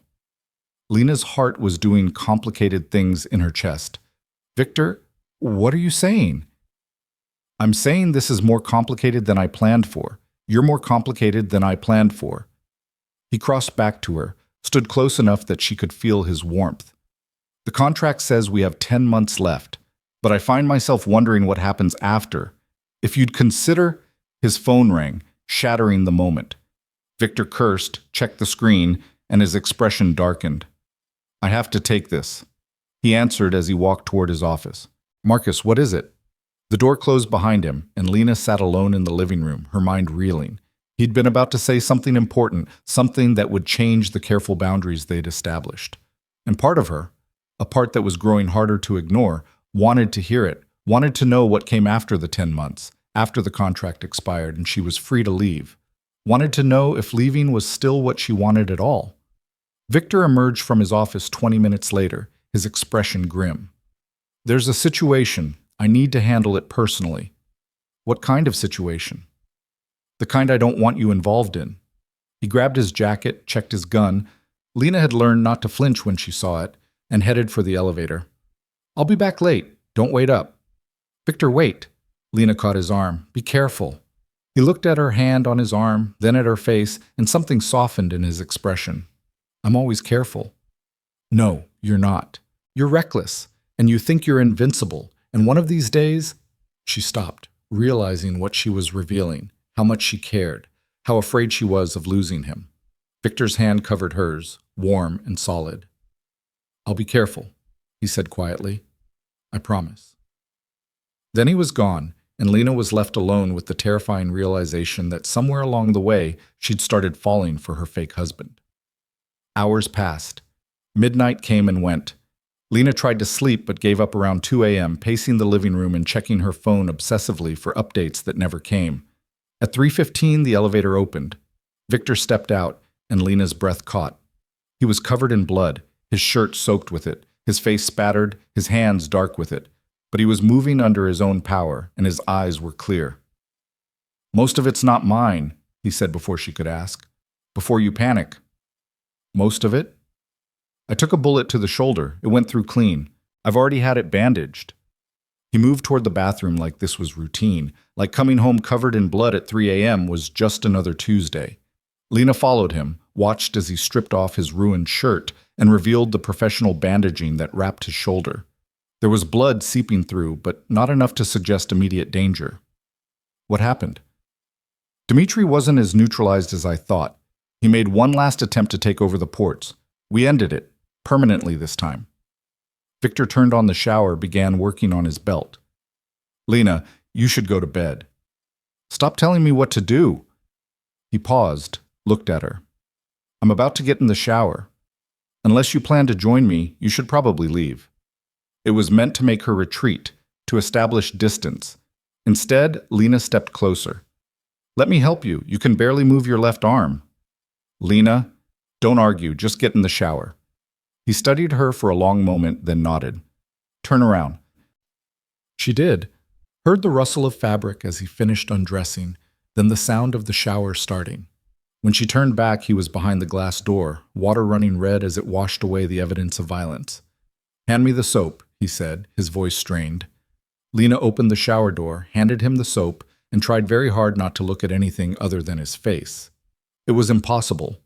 He was all lean muscle and scars, a roadmap of violence written on his skin. You're staring again, Victor said, but there was no heat in it. You have a lot of scars. Occupational hazard. He tried to wash his back and gasped, the movement pulling at his injured shoulder. Let me. Lena didn't give him a choice, just stepped into the shower fully clothed and took the soap from his hand. You're getting wet. I'll dry. She began washing his back carefully, aware of every scar, every mark of violence he'd endured. Tell me if I hurt you. You're not hurting me. His voice was rough, and when she looked up, she found him watching her with an intensity that had nothing to do with pain. They stood there in the shower, water streaming over them both, and Lena realized this was the most honest moment they'd shared. No performance, no pretense, just two people who'd been through hell and come out the other side changed. I was worried about you, she admitted quietly. I know. I could see it on your face when I came home. You shouldn't have gone alone. I wasn't alone. I had a team. He turned to face her, careful of his shoulder. But I appreciate the concern. It's more than concern. The words escaped before she could stop them. Victor, He kissed her. Not for show this time, not for an audience, just for them. His good arm wrapped around her waist, pulling her close as his mouth moved against hers with a hunger that stole her breath. She responded without thinking, her hands coming up to frame his face, careful of his injuries but desperate for the connection. When they finally broke apart, both breathing hard, Victor rested his forehead against hers. This is a terrible idea, he murmured. Probably the worst. The contract specifically states this is a business arrangement, no emotional entanglement. I know. In 10 months, you're supposed to walk away, take your money and disappear. I know that too. Lena pulled back enough to meet his eyes. So what do we do? I don't know. His thumb traced her cheekbone, a gesture so tender it made her chest ache. I've never been good at denying myself what I want. And I want you, Lena. Not as a business arrangement, not as a convenient wife, just you. This could complicate everything. It's already complicated. He kissed her again, softer this time. The question is whether we're brave enough to admit it. Lena thought about the past months, about how Victor had protected Maya, had taught her to navigate his world, had been patient and kind and more human than she'd expected. Thought about the way her heart lifted when he came home, the way she found excuses to be near him, the way she'd stopped counting down the days to freedom and started dreading the moment when this would end. I'm terrified, she whispered. Good, so am I. He smiled, and it was real and unguarded. We can be terrified together. They stood there in the shower until the water ran cold, then dried off in silence, waited with possibility. Victor's shoulder was still bleeding sluggishly, so Lena insisted on rebandaging it properly, her hand steady despite the emotions churning inside her. You should have been a nurse, Victor said as she worked. I should have been a lot of things, settled for janitor instead. You were never just a janitor. You were a survivor, a fighter, someone strong enough to negotiate with a killer instead of running. He caught her hand as she finished the bandaging. I saw that strength the night we met. I'm seeing it now, and it's... He paused, vulnerability flickering across his face. It's the most beautiful thing I've ever encountered.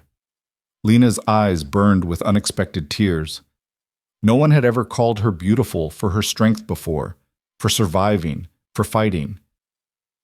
Victor, what are we doing? Honestly, I have no idea, but I know I don't want to stop. He stood, pulled her close with his good arm. Stay with me tonight. Not because the contract requires it, not for show, just because I don't want to be alone. Lena knew she should refuse, should maintain the boundaries they'd established, protect herself from the inevitable heartbreak when this year ended and reality reasserted itself. Instead, she nodded.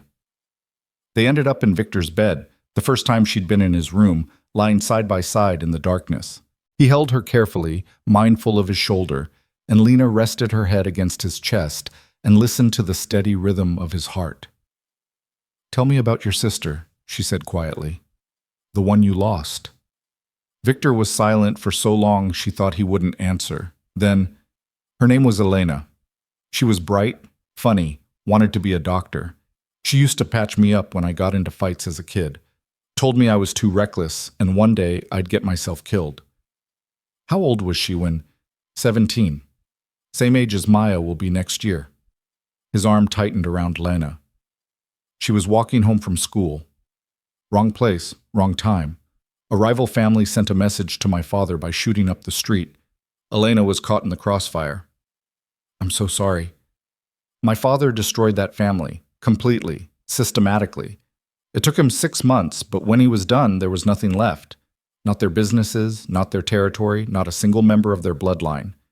Victor's voice was flat, distant. I learned from him that there's no such thing as mercy in this world. You protect what's yours with absolute ruthlessness, or you lose everything. Is that why you're so careful with Maya? Why you give her more security than she probably needs? I see Elena in her sometimes. That same brightness, that same potential. And I think... His voice cracked slightly. I think if I can keep Maya safe, if I can give her the life Elena never got to have, maybe it balances something. Maybe it means Elena's death wasn't completely meaningless. Lena's heart broke for him, for the boy who'd lost his sister and learned that violence was the only language that mattered. She pressed a kiss to his chest, above his heart, and felt him shudder. You're a good man, Victor Kane.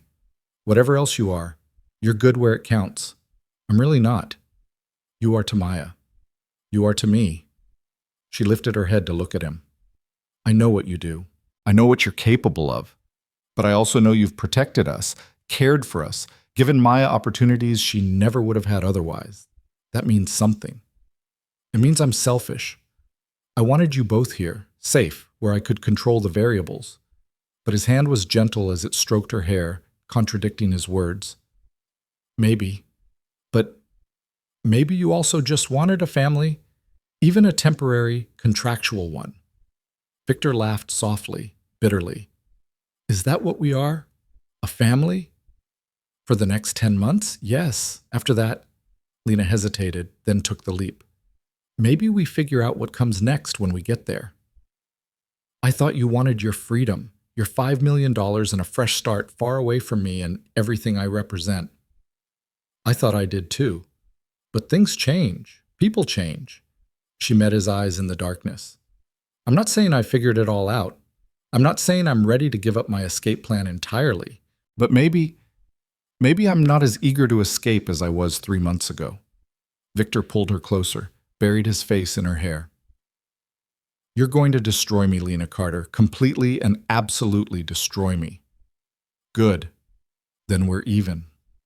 They fell asleep like that, wrapped around each other, and for the first time since this arrangement began, Lena let herself imagine a future that didn't end when the contract did. Morning brought reality crashing back. Maya was up early, getting ready for school, and Lena had to slip out of Victor's bed and back to her own room before her sister noticed. The sneaking around felt absurd. They were married, after all, but the truth was still too complicated to explain. Over breakfast, Maya announced she'd been invited to a friend's birthday party that weekend. It's at Samantha's house. She's having a pool party and a sleepover. Can I go? Lena looked at Victor, who was already pulling out his phone to run a security check on the address and the family. Please tell me you're not going to do a full background investigation on a 15-year-old's birthday party, Lena said. Of course I am. Maya's safety isn't negotiable. He typed rapidly, reviewing whatever information his people were sending him. The family checks out. Father's a lawyer, mother's a teacher, clean background, no red flags. I'll send 2 security personnel to monitor the perimeter.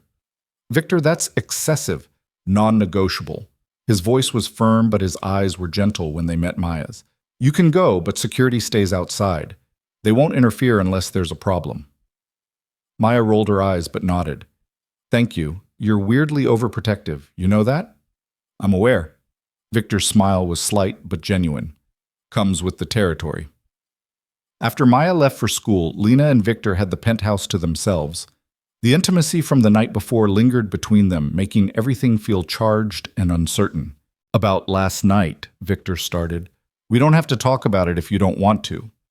I want to. I need you to understand something. He set down his coffee, his expression serious. My world is dangerous, Lena. Last night wasn't an anomaly. It's my reality. Coming home bloody at 3 a.m., dealing with threats and violence and constant vigilance. That's what life with me looks like. Even after the contract ends, even if we decided to make this real, that wouldn't change. Are you trying to scare me away? I'm trying to be honest. You deserve to know what you'd be signing up for if we take this beyond the contract. He moved closer, his intensity almost overwhelming. I can offer you wealth, security, anything material you could want. But I can't offer you peace. I can't promise you safety, not completely. There will always be another Dimitri, another threat, another night where I might not come home. Lena considered his words carefully. He was right. Life with Victor Kane would never be simple or safe. But then again, when had her life ever been either of those things? I grew up watching my father gamble away everything we had, she said slowly. I spent years dodging loan sharks and working 3 jobs just to keep food on the table and a roof over our heads. I've been threatened, beaten, terrified for Maya's safety more times than I can count. So when you talk about danger and uncertainty, I understand what that means. I've lived it. This is different. Is it? You're just a different kind of dangerous than Marchetti was. But at least with you, I know the danger comes with protection. With actual care for me and Maya, with someone who'd wage war to keep us safe. She took his hands, holding them firmly. I'm not naive, Victor. I know what you are, but I also know what you've been to us, and I'm choosing to focus on that. You're insane. Probably. But I didn't negotiate with a killer in a penthouse suite by being sane. I did it by being practical and desperate and willing to take calculated risks. She smiled. You're just my latest calculated risk. Victor laughed, the sound surprised and genuine. When did you become so fearless? The moment I had something worth protecting. First it was Maya. Now it's... She hesitated, then took the leap. Now it's this. Whatever this is between us. He pulled her close, kissed her with a tenderness that contradicted everything he'd just said about his dangerous world. When they broke apart, his forehead rested against hers. I don't know how to do this, he admitted quietly. Real relationships, genuine emotional connection. I've spent my entire adult life keeping people at arm's length, using them as tools or eliminating them as threats. The idea of actually letting someone in, of being vulnerable, it terrifies me more than any enemy ever has. Then we figure it out together, make mistakes, learn as we go. Lena's hands framed his face. We have 10 months left on the contract. That's enough time to see if this is real or just proximity and convenience creating an illusion. And if it's real, if at the end of 10 months we both want more than the contract provides, then we renegotiate the terms. She smiled. I'm getting pretty good at negotiating with you. You really are. He kissed her again, deeper this time, and Lena felt the last of her resistance crumbling. This was madness. Falling for a criminal, for someone whose world was built on violence and moral compromises. But it was also real and honest, and the first time since her father died that Lena had allowed herself to want something beyond mere survival. The week passed in a haze of new normalcy. They maintained their separate bedrooms for Maya's benefit, but spent their nights together, learning each other in ways that had nothing to do with their contractual arrangement. Victor was surprisingly tender in private, his touches careful and reverent, as if he couldn't quite believe Lena was real. During the days, he taught her more about his businesses, the legitimate ones and the less legitimate ones, with a transparency that suggested trust. Real trust, not just strategic information sharing. This is the Port Authority, he explained one afternoon, showing her financial reports in his office. Legitimate on paper, but 40% of our revenue comes from shipments that never appear in customs declarations. You're telling me you're a smuggler? Among other things, arms occasionally, pharmaceuticals, high-end stolen goods, nothing that hurts regular people, no drugs, no human trafficking, nothing that preys on the vulnerable. He met her eyes. I have lines I don't cross, Lena. Not because I'm moral, but because I'm practical. That kind of business attracts attention I don't need. You're rationalizing crime with ethics. That's very you. I'm showing you the truth, all of it. Because if we're doing this, he gestured between them. You need to know exactly who I am, what I'm capable of, what I actually do when I leave this penthouse. Lena appreciated the honesty, even as it complicated her feelings further. She was falling for a criminal, someone who smuggled weapons and broke laws and had probably killed more people than she wanted to know about. But he was also someone who protected the people he cared about with absolute devotion, who'd given Maya a future, who looked at Lena like she was something precious instead of convenient. The contradictions were dizzying. Friday night arrived with Maya's sleepover party. Security drove her to the address Victor had vetted, and for the first time in months, Lena and Victor had the penthouse entirely to themselves. No need to maintain separate rooms, no need to pretend they were just business associates. Victor cooked dinner, something Lena hadn't known he could do, and they ate on the balcony overlooking the city, drinking wine and talking about everything and nothing. Tell me something true, Lena said as the sun set, painting the sky in shades of amber and rose. Something you've never told anyone else. Victor was quiet for a long moment, swirling wine in his glass. I'm tired, he said finally. Tired of the violence, the constant vigilance, the weight of my father's empire on my shoulders. Sometimes I imagine walking away from all of it, disappearing somewhere quiet where no one knows my name or what I've done. Why don't you? Because I don't know how to be anyone other than Victor Kane, crime lord. It's been my identity for so long that I'm not sure there's anything else underneath. And because people depend on me, the legitimate employees in my businesses, the families who work in my territory, even the criminals in my organization. Walking away would create a power vacuum that would get people killed. So you sacrifice your own peace for theirs. I sacrificed nothing. I chose this life. I choose it every day. But his eyes were sad, and Lena saw the truth beneath his words. He was trapped by his own success, by the empire his father had built, and the responsibilities that came with it. What about you? Victor asked. Tell me something true. Lena considered the question carefully. I'm afraid that when the year is up, you'll let me go. And I'm afraid that you won't. Both possibilities terrify me equally. Why? Because if you let me go, it means this was all in my head. That I fell for you while you maintained your professional distance. But if you don't let me go, if this is real for both of us, then I have to figure out how to build a life in your world. How to reconcile loving you with knowing what you do. How to raise Maya in an environment where violence is always lurking just beneath the surface. She met his eyes. Either way, I lose something. Either you or the version of myself I've been for the past 32 years. Victor set down his wine glass and pulled her onto his lap, holding her close. For what it's worth, this was never in your head. From that first night in the penthouse when you patched up my injuries instead of running, I knew I was in trouble. I've been falling for you since then, slowly, against my better judgment, completely. That's terrifying. Yes, it is. He kissed her temple. But it's also the first real thing I've felt in years, maybe ever. So I'm willing to be terrified if you are. They made love that night with a tenderness that stole Lena's breath, learning each other's bodies and hearts simultaneously. After, they lay tangled in Victor's bed, and Lena traced the scars on his chest while he played with her hair. Tell me about the worst one, she said, fingertips tracing a particularly nasty scar that ran along his ribs. Knife fight. I was 23, still learning the business. Got cocky, didn't see the blade coming until it was too late. Spent 3 days in an underground hospital hoping I wouldn't die of infection. Did you learn your lesson about being cocky? Absolutely not. I just got better at knife fighting. His smile was wry. I'm a slow learner when it comes to self-preservation. I've noticed. Lena pressed a kiss to the scar. Promise me you'll try to come home in one piece from now on. No more bullet wounds or knife fights or whatever other violence you engage in. I can't promise that, Lena. My world doesn't work that way. Then promise me you'll try. That you'll be as careful as you can be while still doing what you need to do. That I can promise.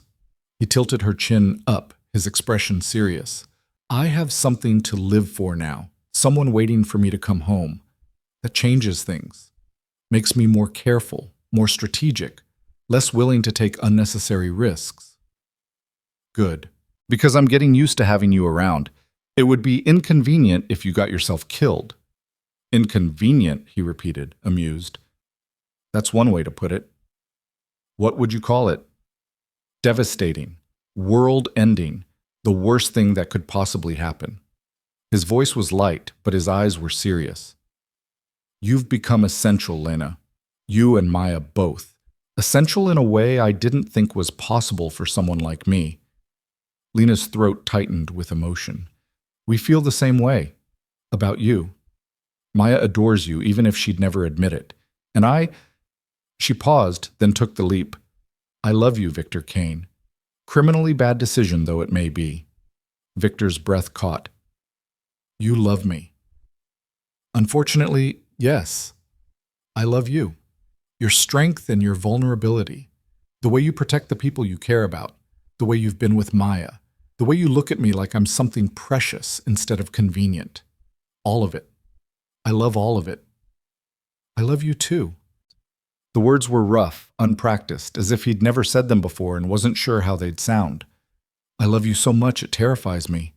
You've become my weakness, Lena, the thing my enemies could use to destroy me. And I don't care. I'd rather have you and the vulnerability than go back to being alone and invulnerable. They kissed, sealing the confession, and Lena felt something shift fundamentally in her chest. This wasn't the contract anymore. This wasn't a business arrangement or a means to an end. This was real, messy, complicated love between two people who probably had no business loving each other at all. But they did, and that would have to be enough. The next morning, they picked up Maya from her sleepover. She was glowing with happiness, chattering about the party and her friends and how amazing Ashford Academy was. Looking at her, Lena felt the rightness of every decision she'd made, every compromise and sacrifice. This, Maya's joy, her security, her future, this was worth everything. "Did you guys have fun last night?" Maya asked innocently as they drove home. Lena and Victor exchanged a look. "We had a quiet evening," Victor said smoothly. "Ordered takeout, watched a movie." "Boring. You're married people. You're supposed to do married people things." Maya rolled her eyes with all the worldly wisdom of 15 years. "What exactly do you think married people do?" Lena asked, amused despite herself. "I don't know. Talk about feelings and stuff. Be romantic. Victor, when was the last time you bought Lena flowers?" "Yesterday, actually. They're in the living room." Maya looked surprised. "Oh, well, good. Don't let her forget she's special, okay? She's been taking care of me forever. She deserves someone taking care of her for once." Victor's hand found Lena's, squeezed gently. "I know, and I intend to, for as long as she'll let me." The simple declaration made Lena's eyes burn with unexpected tears. This was her family now, complicated and unconventional, and built on foundations of contracts and crime, but family nonetheless. When they got home, there was a message waiting for Marcus. Victor read it, and his expression darkened. "What is it?" Lena asked. "Nothing urgent, just some business I need to handle Monday." But his jaw was tight, and Lena recognized the signs of impending violence. "Victor, I'll be careful. I promise." He pulled her close, kissed her forehead. "Trust me." And despite everything, despite the danger and the uncertainty and the knowledge that loving Victor Kane meant living with the constant fear of losing him, Lena did trust him. She trusted him with her sister's life, with her own heart, with the future they were building one complicated day at a time. Whatever came next, they'd face it together. That would have to be enough. Monday came too soon. Victor left early, before Maya woke for school, with a kiss that felt too much like goodbye. Lena tried to shake off the premonition settling like ice in her stomach, but it clung to her throughout the morning as she got Maya ready and watched the security team drive her sister to Ashford. The penthouse felt too quiet without them both. Lena tried to distract herself with mundane tasks, but her mind kept circling back to Victor, to whatever business he was handling, to the tightness in his jaw when he'd read Marcus's message. Her phone rang at noon. Marcus. "Mrs. Kane, there's been an incident. Victor is secure, but we're implementing emergency protocols. I'm sending a team to collect you and Maya now." Lena's blood turned to ice. "What kind of incident?" "The less you know right now, the safer you are. Pack essentials for both of you. The team will be there in 10 minutes. He paused. "Victor wanted me to tell you he's sorry, and that he loves you." The line went dead. Lena's hands shook as she threw clothes into bags, her mind racing. Sorry meant something had gone wrong. Loved her meant he thought he might not get a chance to say it again. The team arrived exactly when Marcus promised. 4 men in tactical gear who swept through the penthouse with military efficiency. "Maya's at school," Lena said. "We need to get her first." "Already handled. Another team is collecting her now. She'll meet us at the safe location." They were in an armored vehicle within minutes, driving through the city with a speed that suggested genuine emergency. Lena tried calling Victor's phone. It went straight to voicemail. "What happened?" she demanded. "Where is he?" The security team leader, a man named Jensen, met her eyes in the rearview mirror. "There was an ambush at the port. Someone leaked Victor's location to multiple rival factions. They hit him with everything they had." "Is he alive?" "Yes.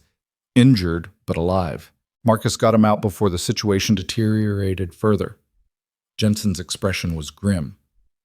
"But Mrs. Kane, you need to understand, this wasn't random. Someone inside Victor's organization set him up, someone he trusted." The betrayal hit like a physical blow. Victor had enemies outside his organization, but he'd always been so careful about who he allowed close, who he gave real power to. If someone inside had turned, who? We don't know yet, but until we do, everyone's a suspect. That's why we're moving you and your sister to a location only Marcus and I know about. Can't risk anyone else having that information. They drove for over an hour, eventually pulling up to what looked like an abandoned warehouse in an industrial area Lena didn't recognize. But inside, it had been converted into a fortified safe house, reinforced walls, surveillance systems, everything needed for an extended siege. Maya arrived 10 minutes later, confused and frightened. Lena held her sister close, murmuring reassurances she didn't feel. "What's happening?" Maya demanded. "Those men pulled me out of class and wouldn't tell me anything. Lena, you're scaring me." "There's been a threat against Victor. We're in a safe location until it's resolved." Lena kept her voice calm, steady, even as panic clawed at her throat. "Is he okay? Is Victor okay?" "He's alive. That's all I know right now." They waited. Hours passed with agonizing slowness. Jensen and his team maintained perimeter security while Lena tried to keep Maya calm and distracted. Her phone remained stubbornly silent. No calls from Victor, no updates from Marcus. Finally, at 8 p.m., Marcus himself arrived. He looked exhausted, his suit rumpled and stained, but his eyes were alert. "We need to talk, privately." Lena settled Maya in one of the back rooms with a tablet and strict instructions to stay put, then followed Marcus to a makeshift office. "How bad is it?" "Victor took 2 bullets, one in the leg, one grazed his side. He's stable, but he lost a lot of blood. We have him in a secure medical facility." Marcus ran a hand over his face. "But that's not the worst of it." "What could be worse than that?" "We found the leak. It was Thomas Reeves, Victor's head of security. He'd been on Victor's payroll for 8 years, trusted completely. Dimitri got to him 3 months ago, offered him $5 million in protection for his family if he'd feed information about Victor's movements. 3 months ago, right around the time Victor and Lena had gotten married. The ambush at the port was supposed to kill Victor," Marcus continued. "Reeves gave them exact coordinates, timing, everything. If Victor hadn't gotten suspicious at the last minute and changed his route, he'd be dead right now." Lena felt sick. "Where's Reeves now?" "Victor dealt with him, before the ambush, when he realized something was wrong." Marcus's expression was carefully neutral. "Reeves won't be a problem anymore." Lena didn't ask for details, didn't want to know. "What happens now?" "Now we finish what Reeves started, but we finish it our way. Victor's called in every favor, activated every asset. By morning, Dimitri and anyone connected to this betrayal will be eliminated, completely. No half measures this time. And Victor? Wants to see you as soon as it's safe to move you." Marcus met her eyes. "Mrs. Kane, I need to ask you something, and I need you to be honest. Are you in this? Really in this? Because what's about to happen, the retaliation, the war we're starting, it's going to be brutal. And once it's over, there's no going back to any kind of normal life. You'll be the wife of the man who destroyed multiple criminal organizations in a single night. That kind of reputation follows you." Lena thought about the contract, about the escape plan she'd held on to like a lifeline. Thought about the $5 million waiting at the end of the year and the fresh start it represented. Thought about Maya's future, about safety and normalcy and all the things she'd wanted for so long. Then she thought about Victor, bleeding in some secure medical facility, having just survived a betrayal that would have killed a lesser man. Thought about the way he looked at her, the way he'd protected Maya, the way he'd let down every wall to love her.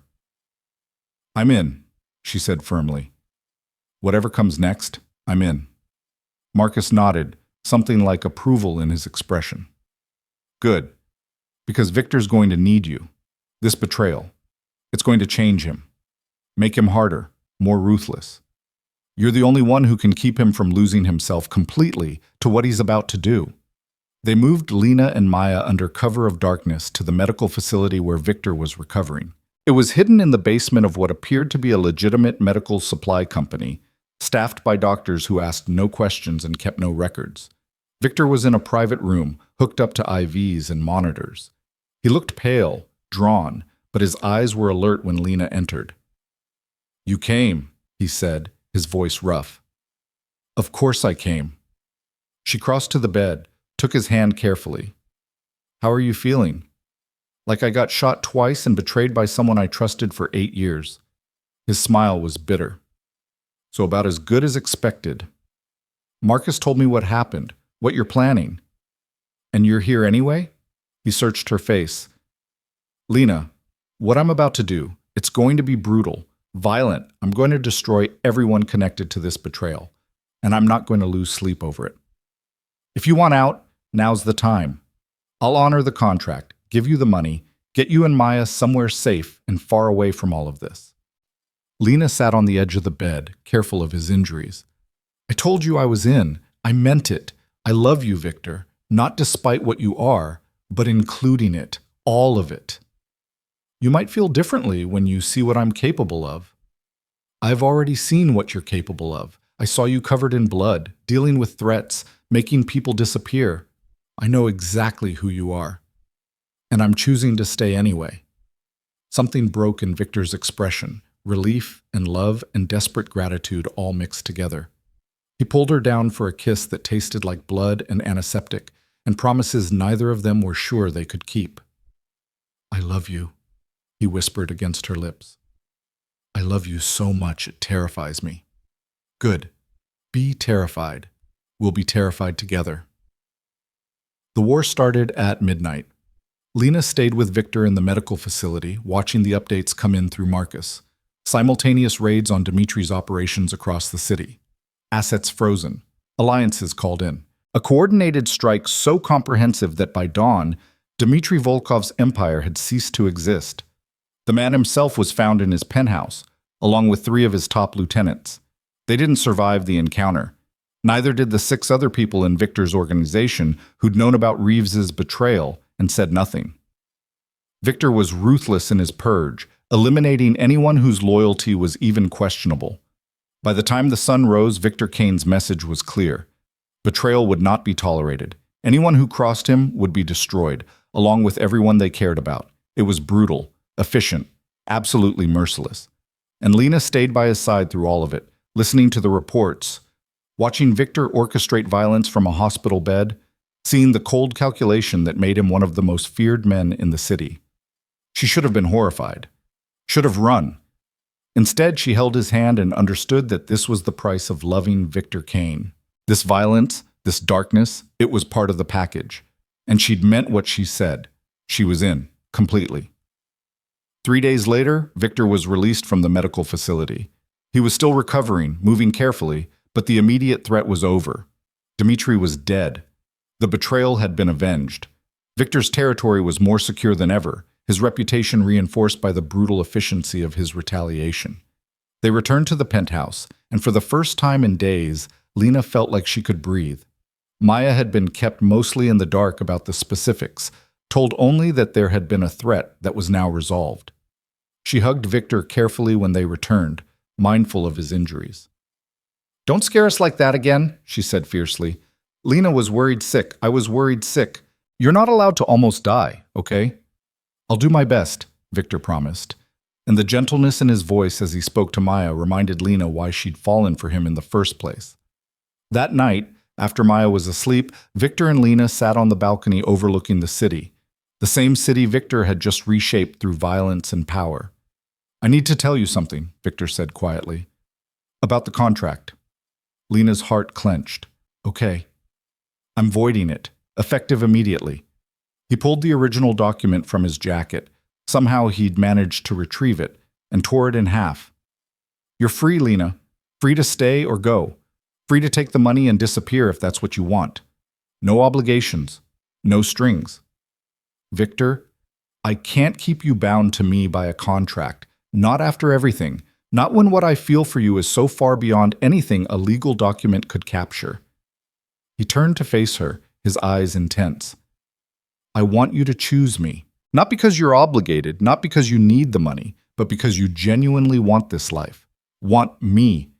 If you don't, if this has all been too much, I'll understand. I'll honor the original payment, help you and Maya start over anywhere you want. Just say the word." Lena looked at the torn contract, at the freedom it represented. She could walk away right now, take Maya somewhere safe and quiet, far from violence and danger. Build a normal life with normal concerns. It would be the smart choice, the safe choice. "I don't want the money," she said quietly. "I want you. Lena, I choose you, Victor. I choose this life, this family, all of it. Not because I'm trapped by a contract, but because I genuinely want it. Want you. She took his hands. I'm not naive. I know what I'm signing up for. More nights like the last few days. More violence, more danger, more threats. But I also know what I get in return. You, your love, your protection. A partner who would burn down the world to keep me and Maya safe. That's worth more than any amount of money. You're insane. You've mentioned that before. It hasn't changed anything. She smiled. I'm staying, Victor. For real this time. Not as your contracted wife, but as your actual wife. Your partner. Your family. Victor pulled her into his arms, holding her like she might disappear. I don't deserve you. Probably not. But you're stuck with me anyway. They kissed as the city glittered below them, and Lena felt something settle in her chest. This was right. Complicated and dangerous and nothing like what she'd imagined her life would be, but right nonetheless. Over the next few weeks, things shifted. Victor began the process of legitimizing more of his businesses, pulling back from the most dangerous operations. He couldn't walk away completely. That would create the power vacuum he'd warned about. But he could make strategic changes. Reduce his exposure to violence. Create more distance between himself and the darkest parts of his empire. I'm doing this for you, he explained one night as they reviewed financial reports. For Maya, so you don't have to spend every night wondering if I'll come home. I appreciate that. But Victor, I need you to understand something. I'm not asking you to change who you are. I fell in love with you. All of you. The dangerous parts included. I know, but I can be who I am with slightly less chance of getting shot. That seems like a reasonable compromise. Lena laughed. When you put it that way. Maya thrived.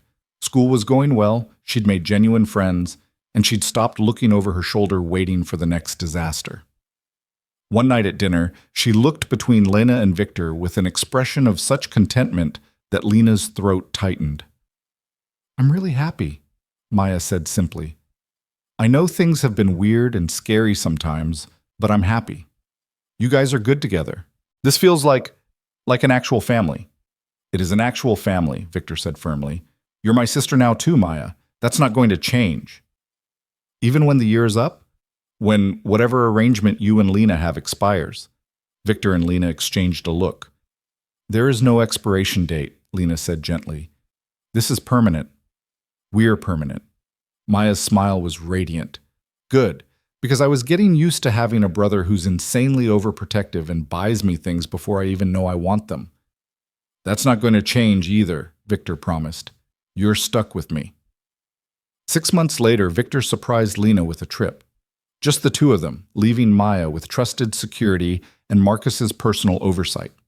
They flew to a small island in the Caribbean, to a private villa that was more home than luxury resort. No security detail, no business calls, just 2 weeks of peace and privacy. I wanted to give you something that wasn't tainted by my world, Victor explained as they watched the sunset from their private beach. Somewhere we could just be Lena and Victor, not crime lord and contractual bride, just us. We haven't been crime lord and contractual bride for a long time. I know, but still, you deserve this. Deserve time away from the constant vigilance and danger. He pulled her close. Deserve to see what life could be like if I was just a regular person instead of who I am. I don't want you to be a regular person. I want you to be you. This version, exactly as you are. Even with all the complications? Especially with all the complications. Lena turned in his arms, wrapping hers around his neck. You know what I realized? I spent so long being afraid. Afraid of my father's debts. Afraid of Marchetti. Afraid of not being able to protect Maya. Fear was my constant companion. But with you, I'm not afraid anymore. I'm careful. I'm aware of the dangers, but I'm not afraid. Because I know you'd fight through hell itself to keep us safe. That kind of certainty is worth every complication. I would, Victor said seriously. Fight through hell for you, destroy anyone who threatened you, burn down the world if that's what it took to keep you safe. I know, that's why I love you. They made love on the beach that night, under stars that seemed close enough to touch, and Lena felt more at peace than she had in years, maybe ever. The 2 weeks passed too quickly, but they returned to the city renewed, stronger, ready to face whatever came next. What came next was unexpected. Victor proposed, again. Not with a contract this time, but with a ring and a proposal that was messy and emotional and perfect. "I know we're already married," he said, kneeling in their living room while Maya watched with undisguised delight. "But that was a business transaction. This is me asking you to marry me for real, to choose me, every day, for the rest of our lives, to build a family with me, to be my partner in everything, not because a contract says so, but because you want to." Lena was crying, laughing, nodding before he even finished. Yes, 1,000 times yes. The ring was different from the ostentatious diamond from their first wedding. This one was simpler, more personal. A platinum band with small diamonds that spelled out coordinates. The latitude and longitude of the Velvet Rose, Suite 12. "Where we met," Victor explained, "where you negotiated with a killer instead of running, where this whole impossible thing started." "It's perfect," Lena whispered. They had a second wedding 3 months later, a real one this time, with Maya as maid of honor and Marcus as best man. Small and intimate, just the people who mattered, in a garden that Victor had bought specifically for the occasion. When the officiant asked if she took Victor to be her husband, Lena said yes with no hesitation, no fear, no doubt. This time, the kiss wasn't for show. It was a promise, a commitment, a declaration that they'd chosen this, chosen each other, despite every logical reason not to. The reception was small, but perfect. Maya gave a speech that made everyone laugh and cry. Marcus gave one that was surprisingly touching for a man who'd once helped hide bodies. And when Victor and Lena had their first dance as a truly married couple, she rested her head against his chest and listened to his heartbeat and thought about how far they'd come. From that night in the penthouse suite, where she'd stared at a dead body and negotiated for her life, to this moment where she was dancing with the man she loved, surrounded by the family they'd built from impossible circumstances. Years passed. Victor continued to run his empire, but more carefully, more strategically.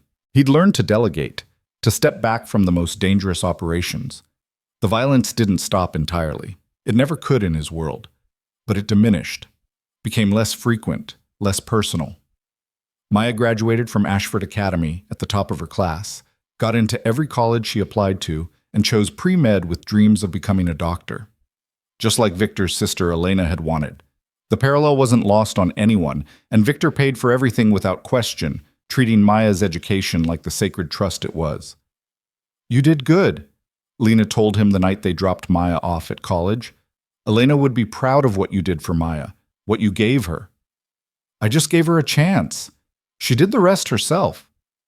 But Victor's eyes were wet, and Lena knew he was thinking about the sister he'd lost, the future she never got to have. With Maya away at school, the penthouse felt different, quieter, but not empty. Never empty. Not with the life Lena and Victor had built together. They talked about leaving the city sometimes, starting over somewhere new, somewhere Victor's reputation didn't precede him. But the truth was, this was home. The penthouse, the city, the empire Victor had reshaped. It was all part of their story now. Besides, Victor had responsibilities, people who depended on him, and Lena had learned that duty mattered to him, even if he rarely admitted it. 5 years after their second wedding, Lena found out she was pregnant. Victor's reaction was everything, fear and joy and wonder, all mixed together. "A baby," he kept saying, like he couldn't quite believe it. "We're having a baby." "Are you okay with this?" Lena asked, suddenly uncertain.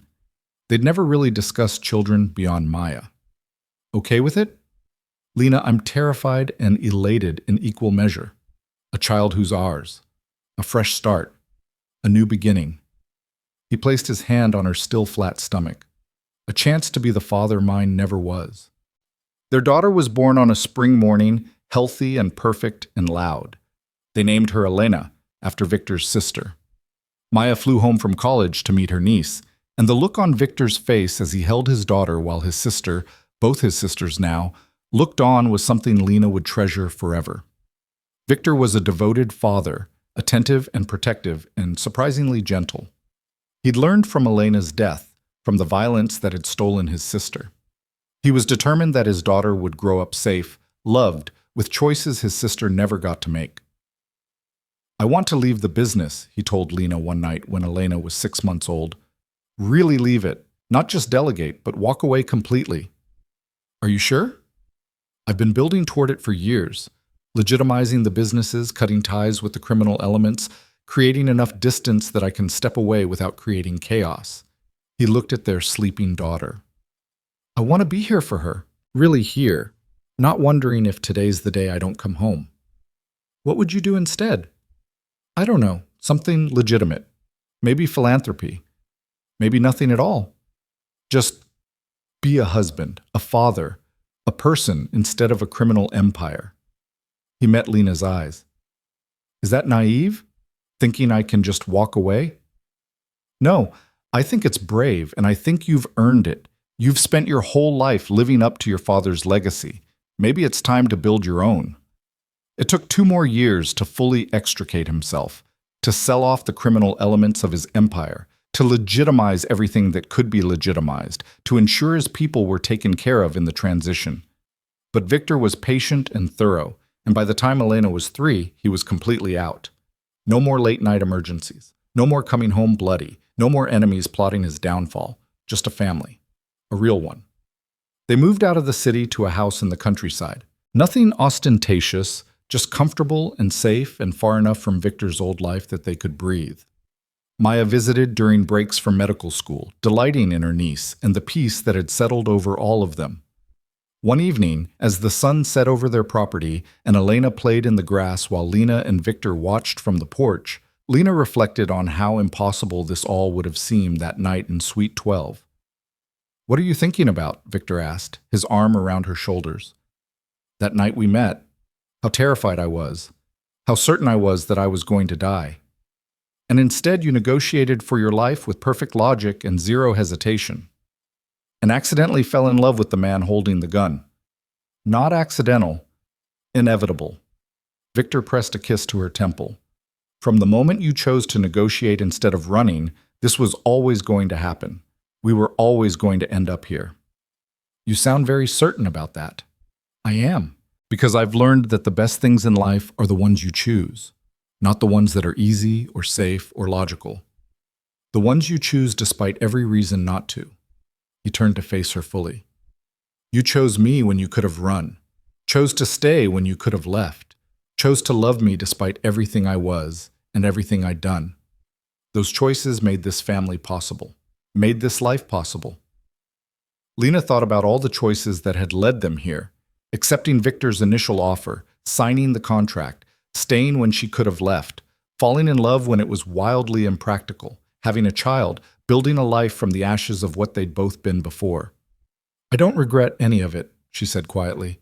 "Every choice, every compromise, every terrifying moment, it all led here. To this. To us." "Neither do I." Victor pulled her close, and they watched their daughter play in the fading light. This impossible child from an impossible marriage that had somehow become the most real thing in either of their lives. Maya graduated from medical school and took a position at a prestigious hospital. She was brilliant and compassionate and everything Lena had hoped she'd become. At her graduation, she gave a speech thanking her sister for the sacrifices that had made her education possible. "Lena gave up everything so I could have a future," Maya said, tears streaming down her face. "She worked impossible hours, endured things she'll never talk about, and made deals she thought were necessary to keep me safe. And Victor?" She looked at her brother-in-law with undisguised affection. "You gave us both a second chance at life. You protected us, believed in us, and became the family we needed. I wouldn't be standing here without both of you." Lena cried through the entire speech, and Victor's hand never left hers. Their daughter Elena grew up loved and protected, but not sheltered. She knew her father's history. They'd decided honesty was better than discovering it later. And she knew the story of how her parents met. She thought it was the most romantic thing she'd ever heard. "You negotiated with him instead of running," she said when she was 12, listening to the story for the 100th time. "That's so brave, Mom." "It was desperate, more than brave. It was both, and it saved all of us. You, Aunt Maya, me. None of us would exist without that moment of bravery." She wasn't wrong. Everything good in Lena's life had stemmed from that single moment when she'd chosen to negotiate instead of running, when she'd looked a killer in the eyes and bargained for her survival. 20 years after that night in Suite 12, Lena and Victor sat on their porch watching the sunset. Their hair was graying, their bodies marked by time, but the love between them had only deepened. "Do you ever miss it?" Lena asked. "The empire, the power, the danger." "Sometimes," Victor admitted. "Not the violence, but the certainty, the control. Yeah, sometimes I miss that. Then I look at what I have instead and realize I traded power for peace, control for contentment, and I got the infinitely better deal." "No regrets?" "Only one. That I didn't meet you sooner. That we lost years we could have had together because I was too busy being my father's son instead of my own person. We found each other when we were supposed to, not a moment earlier, not a moment later, exactly when we both needed it most." Victor pulled her close, and they sat in comfortable silence as the sky painted itself in shades of amber and rose. The same colors as that first sunset they'd watched together, when Lena had been a terrified woman playing a role, and Victor had been a criminal pretending a contract could contain what he was starting to feel. So much had changed since then. So much had been built from that impossible beginning. Elena came out onto the porch, home from college for the weekend, and settled beside them. Maya called on video chat from the hospital, taking a break between patients. And for a moment, they were all together. The family that had been forged from desperation and danger and love. "Tell us the story," Elena said, grinning. "The real version. How you actually met." Lena and Victor exchanged a look. Then Lena began. "It was late at night, and I walked into a penthouse suite to clean up what I thought would be champagne stains." She told the story she'd told 100 times before, and would tell 100 times more. The story of the night everything changed. The night she met a killer and negotiated for her life. The night she made a deal with the devil and somehow ended up with everything she'd never known she wanted. The night that had led to this moment, this family, this life. When she finished, Maya was crying. She always cried at this part, and Elena was looking at her parents with undisguised adoration. "Best love story ever," Elena declared. "Definitely not traditional," Victor said dryly. "Who wants traditional?" Lena countered. "Traditional is boring. We got something infinitely better." "What's that?" "Real." She kissed him softly. "Messy and complicated and absolutely real." As night fell over their home, Lena reflected on the journey that had brought them here. From that penthouse suite where she'd stared at a corpse and made an impossible choice, to this moment of peace and contentment. She'd walked in as a desperate woman with nothing to lose. She'd walked out as something else entirely, a survivor who'd learned to negotiate with the darkness and come out the other side transformed. The contract that had bound them was long since destroyed, replaced by bonds far stronger than any legal document. Love. Trust, family. The choice to stay every single day because being together was infinitely better than being apart. Victor Kane was no longer the city's most feared crime lord. He was just a man who loved his wife, adored his daughter, protected his family with the same fierce devotion he'd once brought to building an empire. And Lena Carter Kane, who'd once been nothing more than a cleaner struggling to survive, was the woman who'd captured the heart of a monster and discovered he'd been human all along. They'd built something beautiful from impossible circumstances. A family. A life. A love that had survived contracts and violence and every logical reason it shouldn't work. And as they sat together watching the stars emerge in the darkening sky, Lena knew with absolute certainty that every choice had been worth it. Every risk, every compromise, every terrifying moment. Because they'd led her here. To this man, this family, this life. To home. The wolf had put down his weapons. The cleaner never had to run again. And together, they'd built something that would outlast them both.